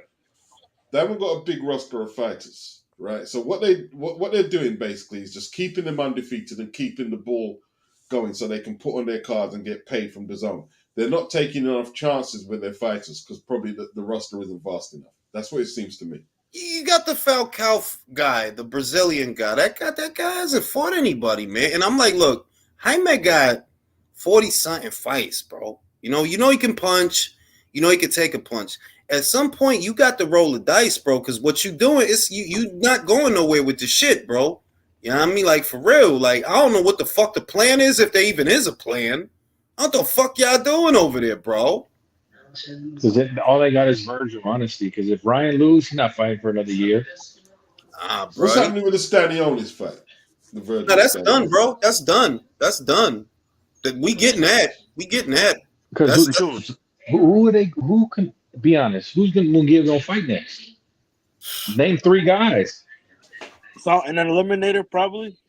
All right, without putting the shilling hat on, yeah. All right, and that's me myself. But Julius, who has a better schedule than the Zone right now? Does anyone have nobody, bro? Nobody. That's not cap. Like it's not. People want to lie. That's what it really is. Like people. It's not an argument who has the better schedule, the more comprehensive schedule of fights. It's not a lie. The only thing PBC has on schedule is what Benavidez Plant, Garcia versus Davis. That's 2 fights on the schedule. And they got Stefan and Fink. No, well, that's the top. That's not them. That's not. That's more top ranked than them. That's that because we seeing that on Mr. ESPN. Honda. That's Mr. Honda. But I say top rank. Why? It's on ESPN, not Showtime. It's on ESPN. That's top rank. Nobody give a fuck about Rolly for that bullshit. Yeah, he about to fight for the BA, bro. I'm not watching. Motherfucker not gonna make me watch no Rolly, bro. I'm mad. Julius, stuff like that gets me. Julius, stuff like that gets me mad because there's more deserving guys that deserve a belt. I hope that dude gets beat so bad he never boxes a day in his life. Did you see what Gary? Hold on. Did you see what Gary Antoine Russell said about not taking that fight? Bro, Gary on some Destiny weirdo shit. He said, that dude I'm not going to look behind me. He said some shit. I was like, yeah, some stupid. He's fucking speaking in riddles, man. Yeah, like he said some old cosmic shit. I'm like, what the fuck are you talking about, bro? What the fuck? You brought it up the other day, right? You know, after he turned down that Warrington payday, his career was win. No, we talking about Gary brother on the same weird shit. Gary little brother that's bigger at 140, right? They offered him Puello, the BA champ, and he said some shit. I'm not going to look behind me because I know he's behind me. I'm like, bro, what the fuck are you talking about, bro? It seems like the one at 118 is a normal one. He took the smoke, even though he lost. He said he didn't say Problem with them fighters, when it's time to smoke, they talk. They go woke. I don't see nothing. I don't see nothing in him anyway. You don't think he could have beat Puello? Nah. Bro, look at what he's fought, man. Aside from Postol, this dude has been, and he got a gift against fucking Bartholomew. Like, he's been matched. He's been matched terribly. Don't sleep on your Dominican Alberto. He can box. That's what I'm saying. Puello can fight too. Puello could box, but it's like, yo, you know the promotion is behind you more than him. You just gotta up the tempo a little bit, take that belt from him. You got to unbeaten. It's like, yo, dog, he skipped out on the BA path. He's going to BF path. So what you trying to fight, Subriel? You better not. You better not. Get your ass whooped. If you thought Puello would give you problems, that kid will put you in hospital, is what he'll do. So I see a guy that's just, he going to circle around motherfuckers. It's not safe over there. If you don't feel comfortable enough to fight Puello, I know you don't feel comfortable enough to fight Subriel. That motherfucker trying to break bones, man. Yeah, man. And dude, he hits hard, bad. It's a JRJV said it's gonna end like Kirkland Canelo. Jesse said Golden Boy sending his stable to PBZ to pay the Crying Ryan already content for PBC. Virgil needs to jump on the ship now. Rick Merrigan needs to take Virgil. Yeah, I agree with that. How did Stanionis end up on the Zone, man? Stanionis is not a PBC fighter. He's not neither is Matias. And Julius, neither is Matias. He's not a PBC fighter. He's a Showtime fighter, though. No. He's not a Showtime fighter neither. He was. I didn't get to do a video on this. It looks like Probellum is defunct. It looks like it. Richard Schaefer has a new job at Empire Sports based out of Canada. He's going to be helming sports operations there. He still manages Nonito, and he still manages, I think, Stanionis. But, Probellum is a wrap. And Stanionis was a Probellum fighter. That's what he was. He was a Probellum fighter. And he's one of Richard Schaefer's guys. He's not a PBC guy, He's not. Even though he fought on a lot of PBC shows. So what? Richard Schaefer isn't with Disrupt because Probellum has morphed into Disrupt. He changes outfits like Ryan changes genders, bro. No, he not with. That's the thing. He not with Probellum turned into Disrupt, but he's not Disrupt or Pro. He not. It's so what is he with? So what is he doing? Understand though, Richard I'll Schaefer. tell you, he was some new Swiss shit. Banker, yo, he's always moving around. Swiss banker shit. He's with some new, and this is a legitimate outfit, by the way. So don't get it twisted. This ain't like the Probellum shit. The new shit that he's with is a legitimate outfit. They're based out of Canada, and it looks like a lot of the Probellum guys and girls jumped ship because it wasn't going nowhere without no network deal. What we talking about? And they don't have no network deal. Not in America, not in the UK, not nowhere. So without no network money, fuck we talking about? They actually have some good fighters. Like they got Regis and Sonny Edwards. Well, had, I guess. Well, look, bro. They ain't got nothing without no network money. But you also said the story of the heavyweight these last 8 years. AJ was King Arthur while Fury was Sir Cap-a-Lot. Hey, y'all. I'm saying. But real shit, like that's what I know because I read about it. Is that Joe Calix? Has Joe Calix got a job there? Who? Calix Boxing 2-0. Is he at Disrupt? This is what I read. I read that the guys at Probellum had the option to cross over to Disrupt. And, Richard was like, man, fuck this shit. I'm out of here. I'm going to go do some shit over there. And I don't know yet who crossed over and who didn't. I don't know. But this Disrupt shit, they ain't making no waves. Like, I remember when Probellum came out. They was popping up all over the place. This Disrupt shit, what I really think it is, if you want me to be honest, it's a front for Daniel Kinahan, and they're trying to keep a low profile. They're going to learn from the mistakes that they made with Probellum, keep a lower profile, focus on doing the deals, see if you can't get a network deal. That's what I think. Because with Probellum, it was too suspicious, it was too fast, and it was in everybody's face. Remember what I said that, look, when the heat is on, close out that company, burn that paper trail, start a new company because you have the money. You can make a bunch of these little bullshit companies. You have the money.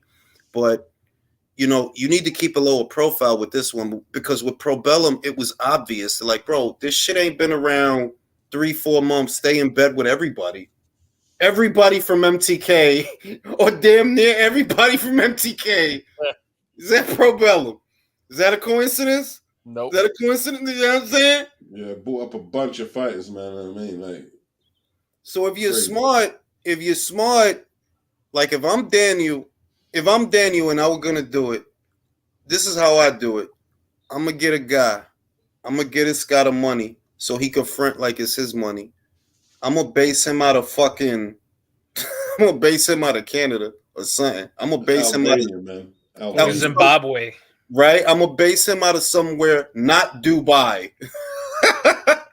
Then you'll take this bread, start the company over there, buy up this, and that. You based out of here, but you know what you're gonna do? You're gonna go to America. You're gonna be based out of here, but you're gonna go to America. Here we have a Zaire-based company, but we want to start working in America and doing things in America. You give them the bread. You filter the bread from Zaire to America because you got to muddy up the trail so it don't lead back to Dubai. The second it leads back to Dubai, guess who? Guess who? If it leads back to Dubai, we know who this is. This is a Danny boy. This is Danny boy. You got to muck it up. And I see with Disrupt, they're not doing all these press releases. They're not telling you, now we're in bed with these people, If you go to the Probellum Instagram page, right, all the press releases that they did were there that, we're in bed with these people in Canada. We're in bed with these people in Lithuania. We're in bed with these people in Germany. It's like, bro, how you've been around 3 months? How are you in bed with all these people? There's only so many ways this could happen, and you don't even have a network yet, which really makes it strange. So you kind of told on yourself with that. You kind of told on yourself.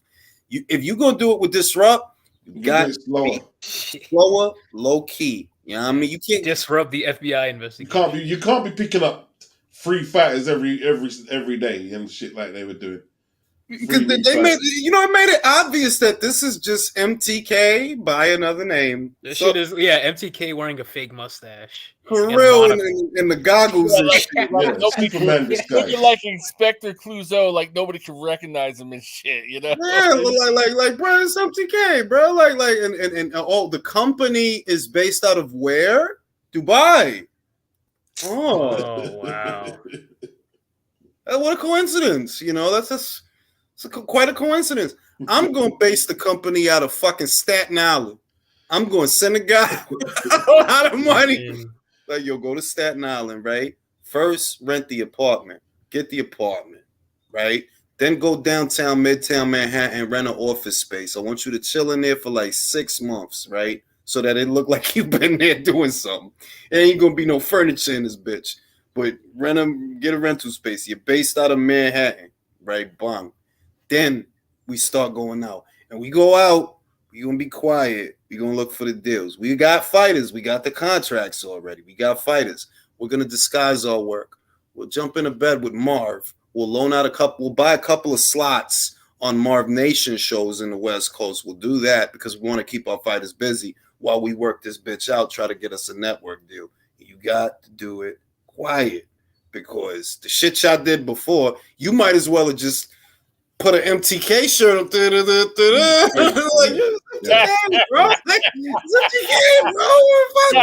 Got the cape flowing.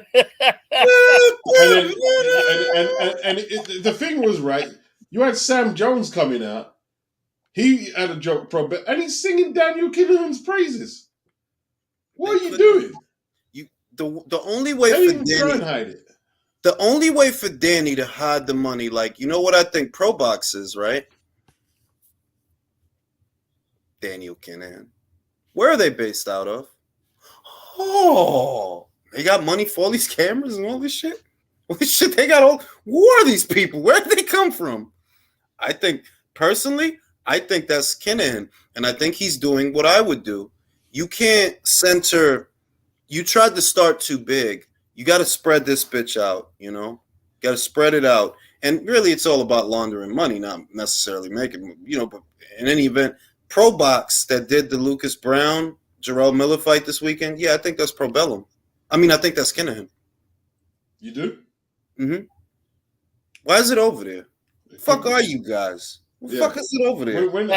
Yeah. What fuck are you? Bert Joseph said, and who had the great idea of matching up these multiple drug offenders? And one of the tells is they always get the outliers. Well, that's what Pro Bellum was doing. They were getting the outliers. If they ain't Top Rank and they ain't Matchroom and they ain't Queensbury and they ain't Golden Boy, they're Pro Bellum because that's the kind of guys they was picking up everybody else. Like everybody else. Jules, don't tell on him, man. We might lose that. Bro, I'm trying to go over there. I'm trying to get sand in my hair, bro. Like, give me fucking go over there, Danny. I'll help you out. I'll kill some people. Shit. Be over there, bro. Yeah, hey, Jules, Polo wanted me to ask you how long you're going to be on because I guess he wanted to jump back on. So I'm about to shut it. I'm about to shut it down. But yeah, I do think Pro Box is Pro Bellum. That was still in circulation, man. Listen, it was this guy, man. This was literally last year. I shit you not. I told the motherfucker. I told him all that bullshit in the news. And I told him nothing is going to happen unless the UAE is talking about extraditing him. This is just farts. Wet farts. Yeah, they ain't going to do nothing. And I told the guy, he's like, no, they're going to get him. They're going to nail him. They're going to stick him and they're going to put him in prison and bring him down.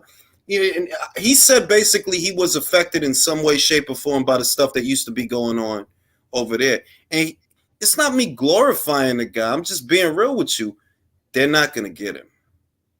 Sorry. All they wanted to do is scare Bob, Eddie, Frank away from him, Tyson Fury, Colin. That's all they wanted to do. Well, I'll say this, Beats. It's not that I believe Bob said it out his own mouth. This guy started stepping on toes, started using bully tactics. Bob got friends in government. I believe that it was Daniel's intention to expand his operation to America. Bob wasn't having it. Like, no, bro, you're not getting in here. So he made it to where it's hard for him to come here. That's what I see. There was something going on with JoJo Diaz. They tried to poach him. Kinahan tried to poach him. Yeah, he did. There was something going on with that. And what that tells me is, this guy's trying to expand his area of operations to America because it's too much heat in Europe. It's too much heat. In Spain, too much heat. In Ireland, it's definitely too much heat. UK, it's too much heat. So he's trying to come over here with the bread. And Bob, I believe that Bob is the reason that he can't. Yeah, Bob's the boss on that shit, man. You see what Bob threw Probellum under the bus. Right underneath it, bro. Exactly. He the one that said, there was not, understand that up until Bob said that, there was no, and there still isn't, there was no formal connection between Kinahan and Probellum. And that association still has not been made. But because Bob said that, it let the cat out the bag. Like, that's too much heat. Probellum lost. They had just got a UK TV deal, and they lost that Eurosport. shit. They had Eurosport. They lost that shit. Fucking saying that shit. Like, it's Probellum. This Kinahan? Oh, nah, fuck that shit. Nah, I don't think it was just Bob, though. I don't think it was just Bob. I think like Frank could have been on it. Eddie could have been on it. I think they all could have been on it. A bunch of them. They could have probably all went together. I think the third party backer for Ben Shalom is Kinahan. You reckon? It's Some possible. people think it's Bob. It's possible. What makes him so alluring, though? Like, why were all these fighters signing? Why is he just after Eddie then? Is he just that good? Why would Kinahan people paid? Let me put it to you this way. Ben is going after what Eddie built because Ben is a hack, right? He's using the resources to go after what it's like. He's giving. This is the lay. I think it is the lay of the land. Kinahan giving you the bread to acquire the talent, and all you know how to do is try to replicate what Eddie did. That's what Ben doing. Hey, come over here. We got all this money. Yeah, you just trying to rebuild Matchroom again. You know what I mean? And that's why I keep telling you, don't be surprised if a year from now, all them guys that ended up over there, I want to fight the Matchroom guy. You're like, bitch, you went to Scotto. Yeah. You went to Sky, bitch. So Sky, fly in the sky, bitch. You know what I mean? Daniel still got, but the thing, how's Daniel got? Didn't they cut all of his resources off, man? Hey, bro, you know it. You know, bro. Look what Joseph said, man.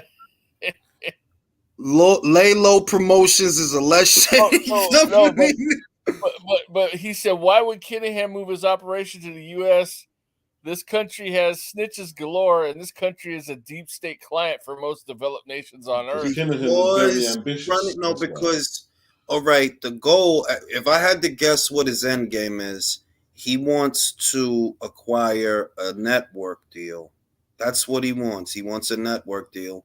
The reason he would have decided to come to America is because there's too much heat in Europe for him to get a network deal. He can't. In America, a lot of people don't know who he is or didn't know who he was. But in Europe, they know him. They know him in Spain. They know him in Ireland. They know him in England. They know who he is. He can't get a network deal there. But he would. I think he wanted to get one here. I think he wanted to. Now, would he have got it? I don't think so. The market's too cluttered here. And even with what you had, it wouldn't have been alluring enough for you to get a network deal here. With who, bro? With who? But that's what I think he was shooting for. And now what I think he's doing is he's spreading the money out to hide it. Pro Box here, Disrupt Boxing there. Like they're shell companies. How did Marv Nation get $2 million for that fight? How? Good question. Because they ain't done shit since. Where did they get that dough from? And what was there a pro bellum fighter involved in that fight? No. Yes. Was there Regis? But where did it go? Was it on Fight? Was it on the Fight Network? It was on the Fight Network. Now this is what's suspect.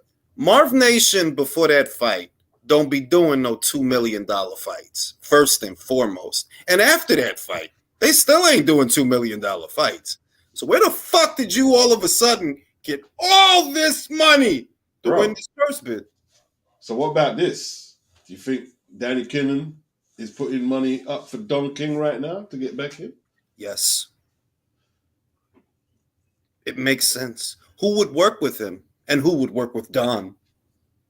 Another criminal. What about BOK Prime? Daniel?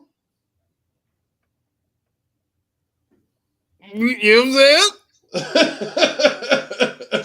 How the fuck?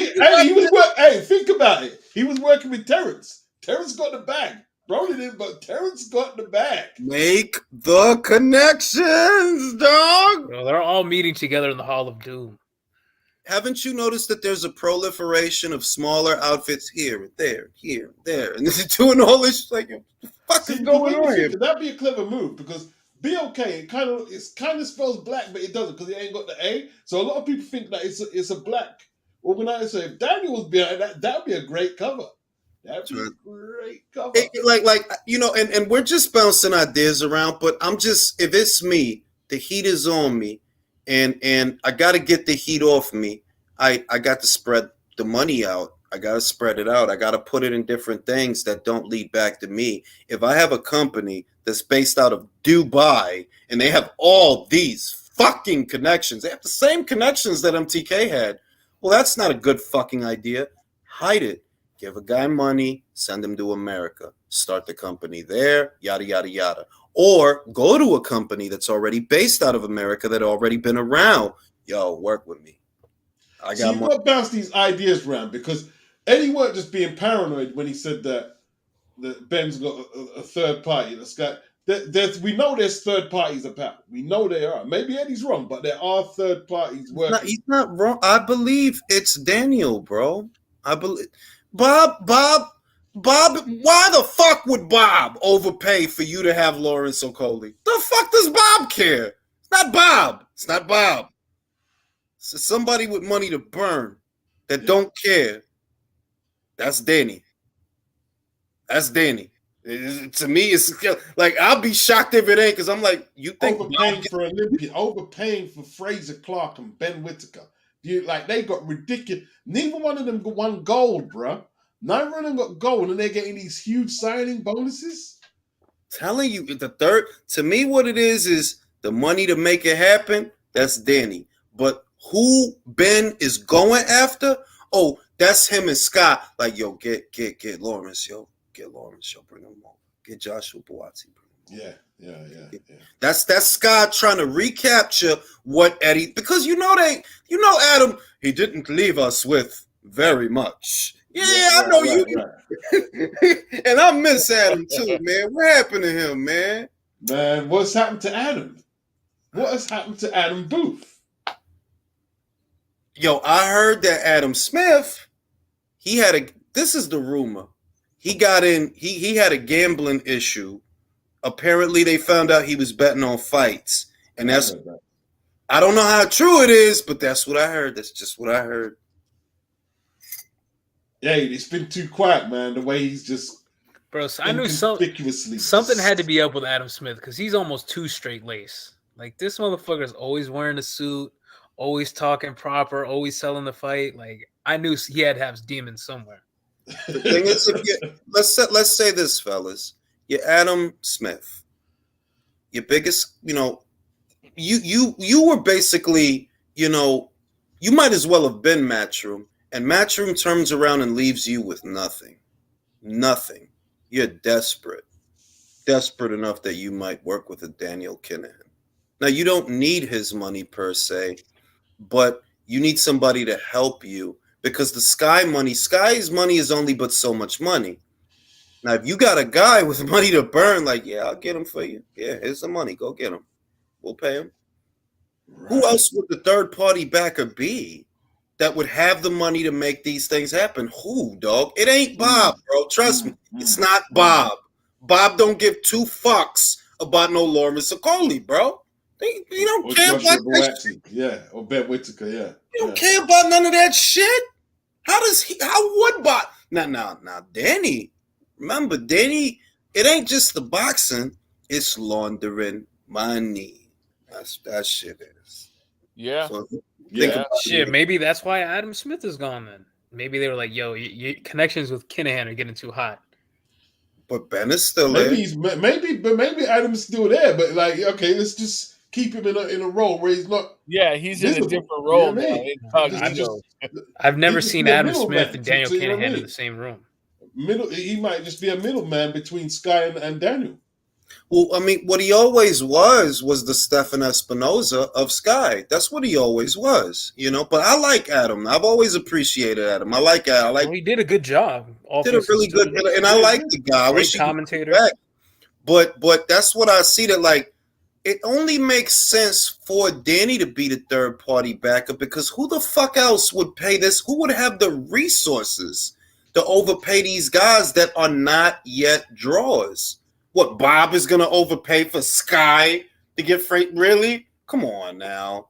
You don't care about that shit. It ain't Frank. Frank is the competition. Why the fuck? If anything, if Frank had the resources to do that, they'd be on BT. So it ain't Frank. Right. It's got to be Danny. It's got to be Daniel. And the reason they're doing it this way is because you can't do what you did before. You tried to branch out and create a company that would be a cover for you. And they got too much heat on them. Well, I'll tell you what, Daniel got reckless. In the last couple of years, you got very reckless. He went on TalkSport and made that big letter about he wants to get in the game and he should never. He went Suge Knight. He went Suge Knight. Beats for the life of me. I don't know why he did that. The only thing I could think of, the only thing that would cause someone in that situation, or if I put myself in his shoes, why would I do this? Ego. It's got to be. That's a very common trait, though, these days with a lot of those sites. Because he could have been all those things.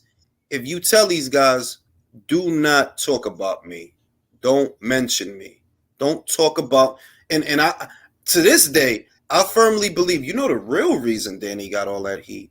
Tyson Fury. Yep. Tyson Fury. Daniel the boy. Yeah.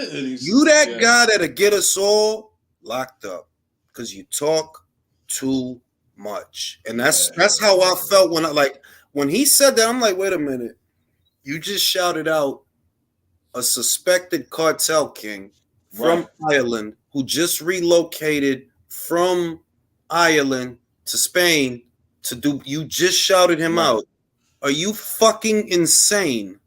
He is. Exactly. Do you know how much? But even before that, he was posing pictures with him like every other fucking week.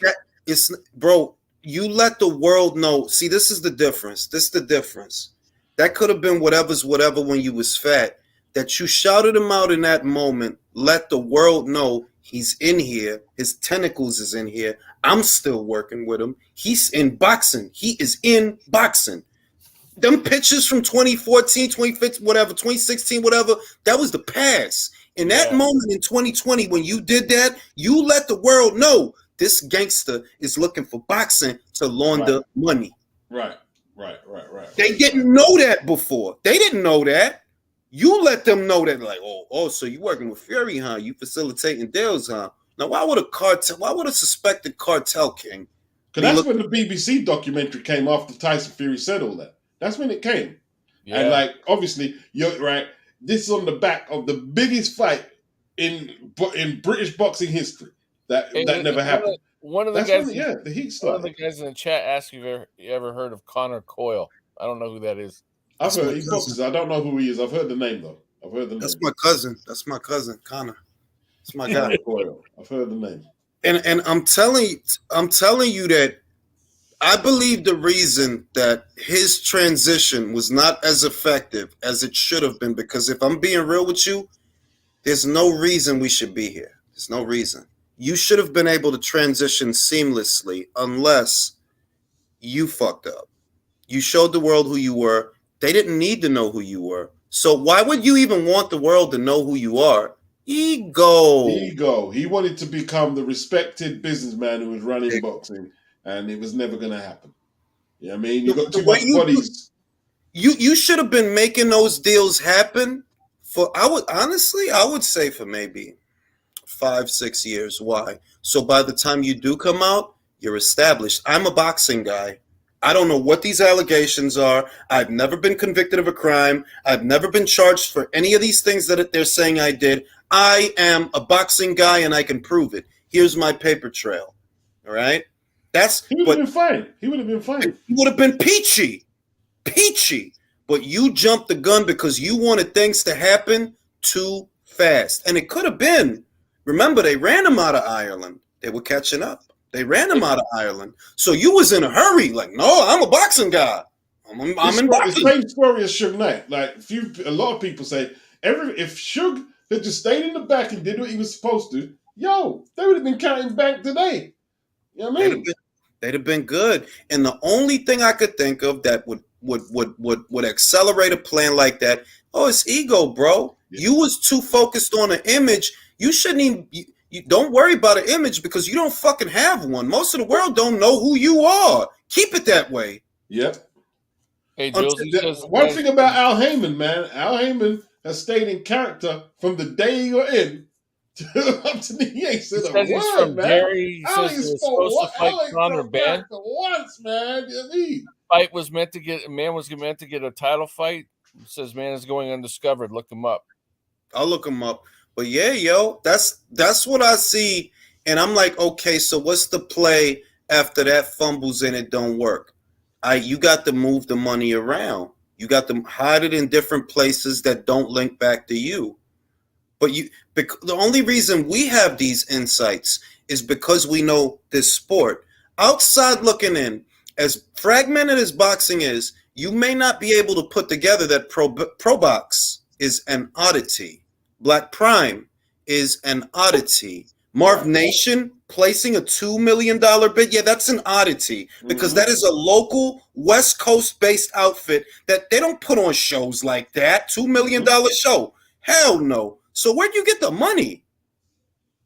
Where'd get the money? If somebody's that's not a small purse bid. That's a big purse. If somebody's a master at laying low as Al Heyman, dude. That guy knows how to lay low. That's a big purse bid to make a purse bid like that, and you don't have a renowned network. It's crazy. Exactly. I was trying to work that out for this don't make sense at all. And that's what I'm telling you. That the only reason that me and you and the guys on the panel will put that together is because we know that. Wait a minute, you're paying what for that fight? Why? That fight ain't worth that. What the fuck is going on here? And this what Marv Nation bid? No, Marv Nation didn't bid that. I'll tell you what happened. He gave you the money.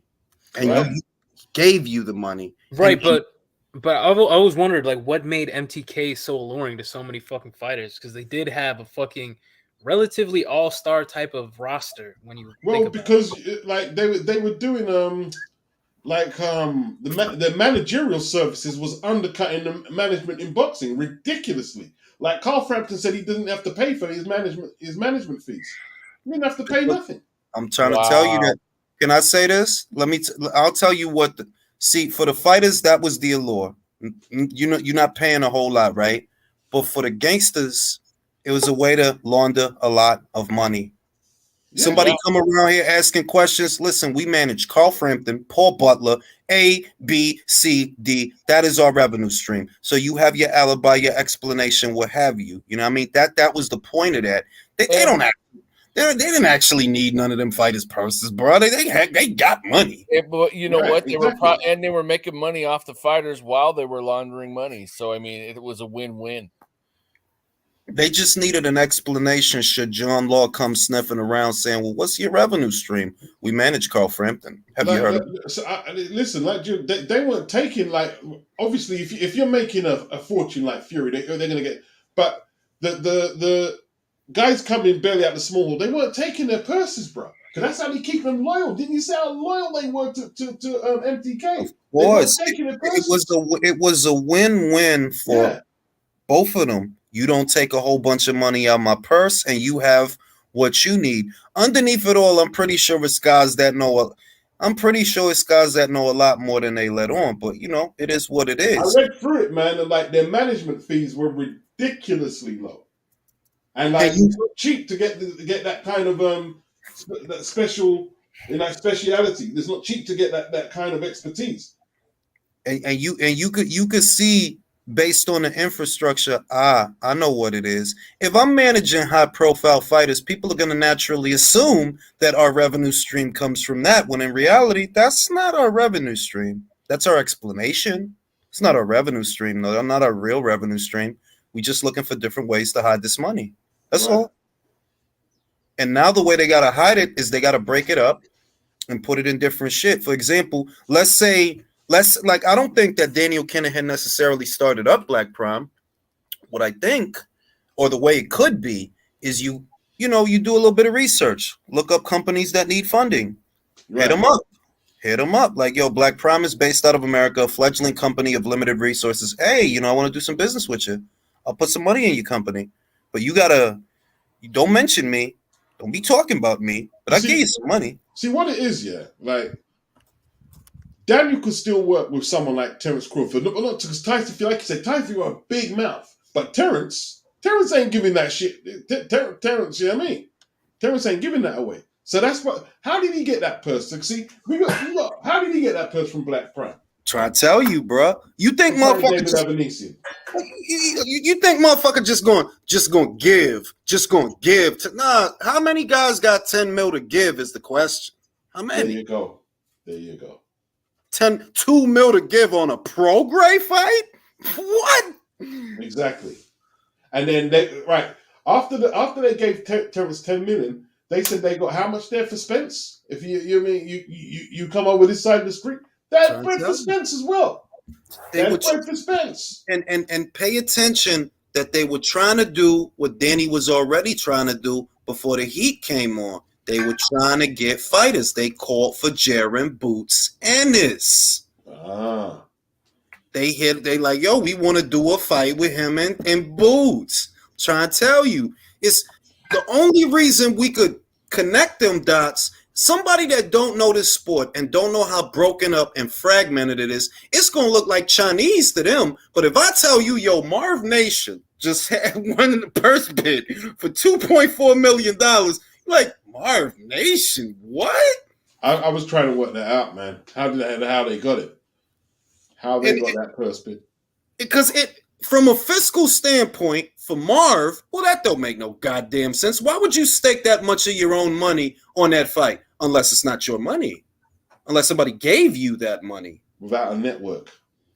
Bingo. Crazy. The fucking promoters get the money from the network. So how does a promoter, a small-time West Coast-based promoter, get all this money for this? And why does he even want to spend it on this? Laundering. Like you said, laundering. Simple. Laundering. No, on that criminal note, I'm going to go to bed because it's getting dangerous in here. Yeah, it is. I see y'all on the next one.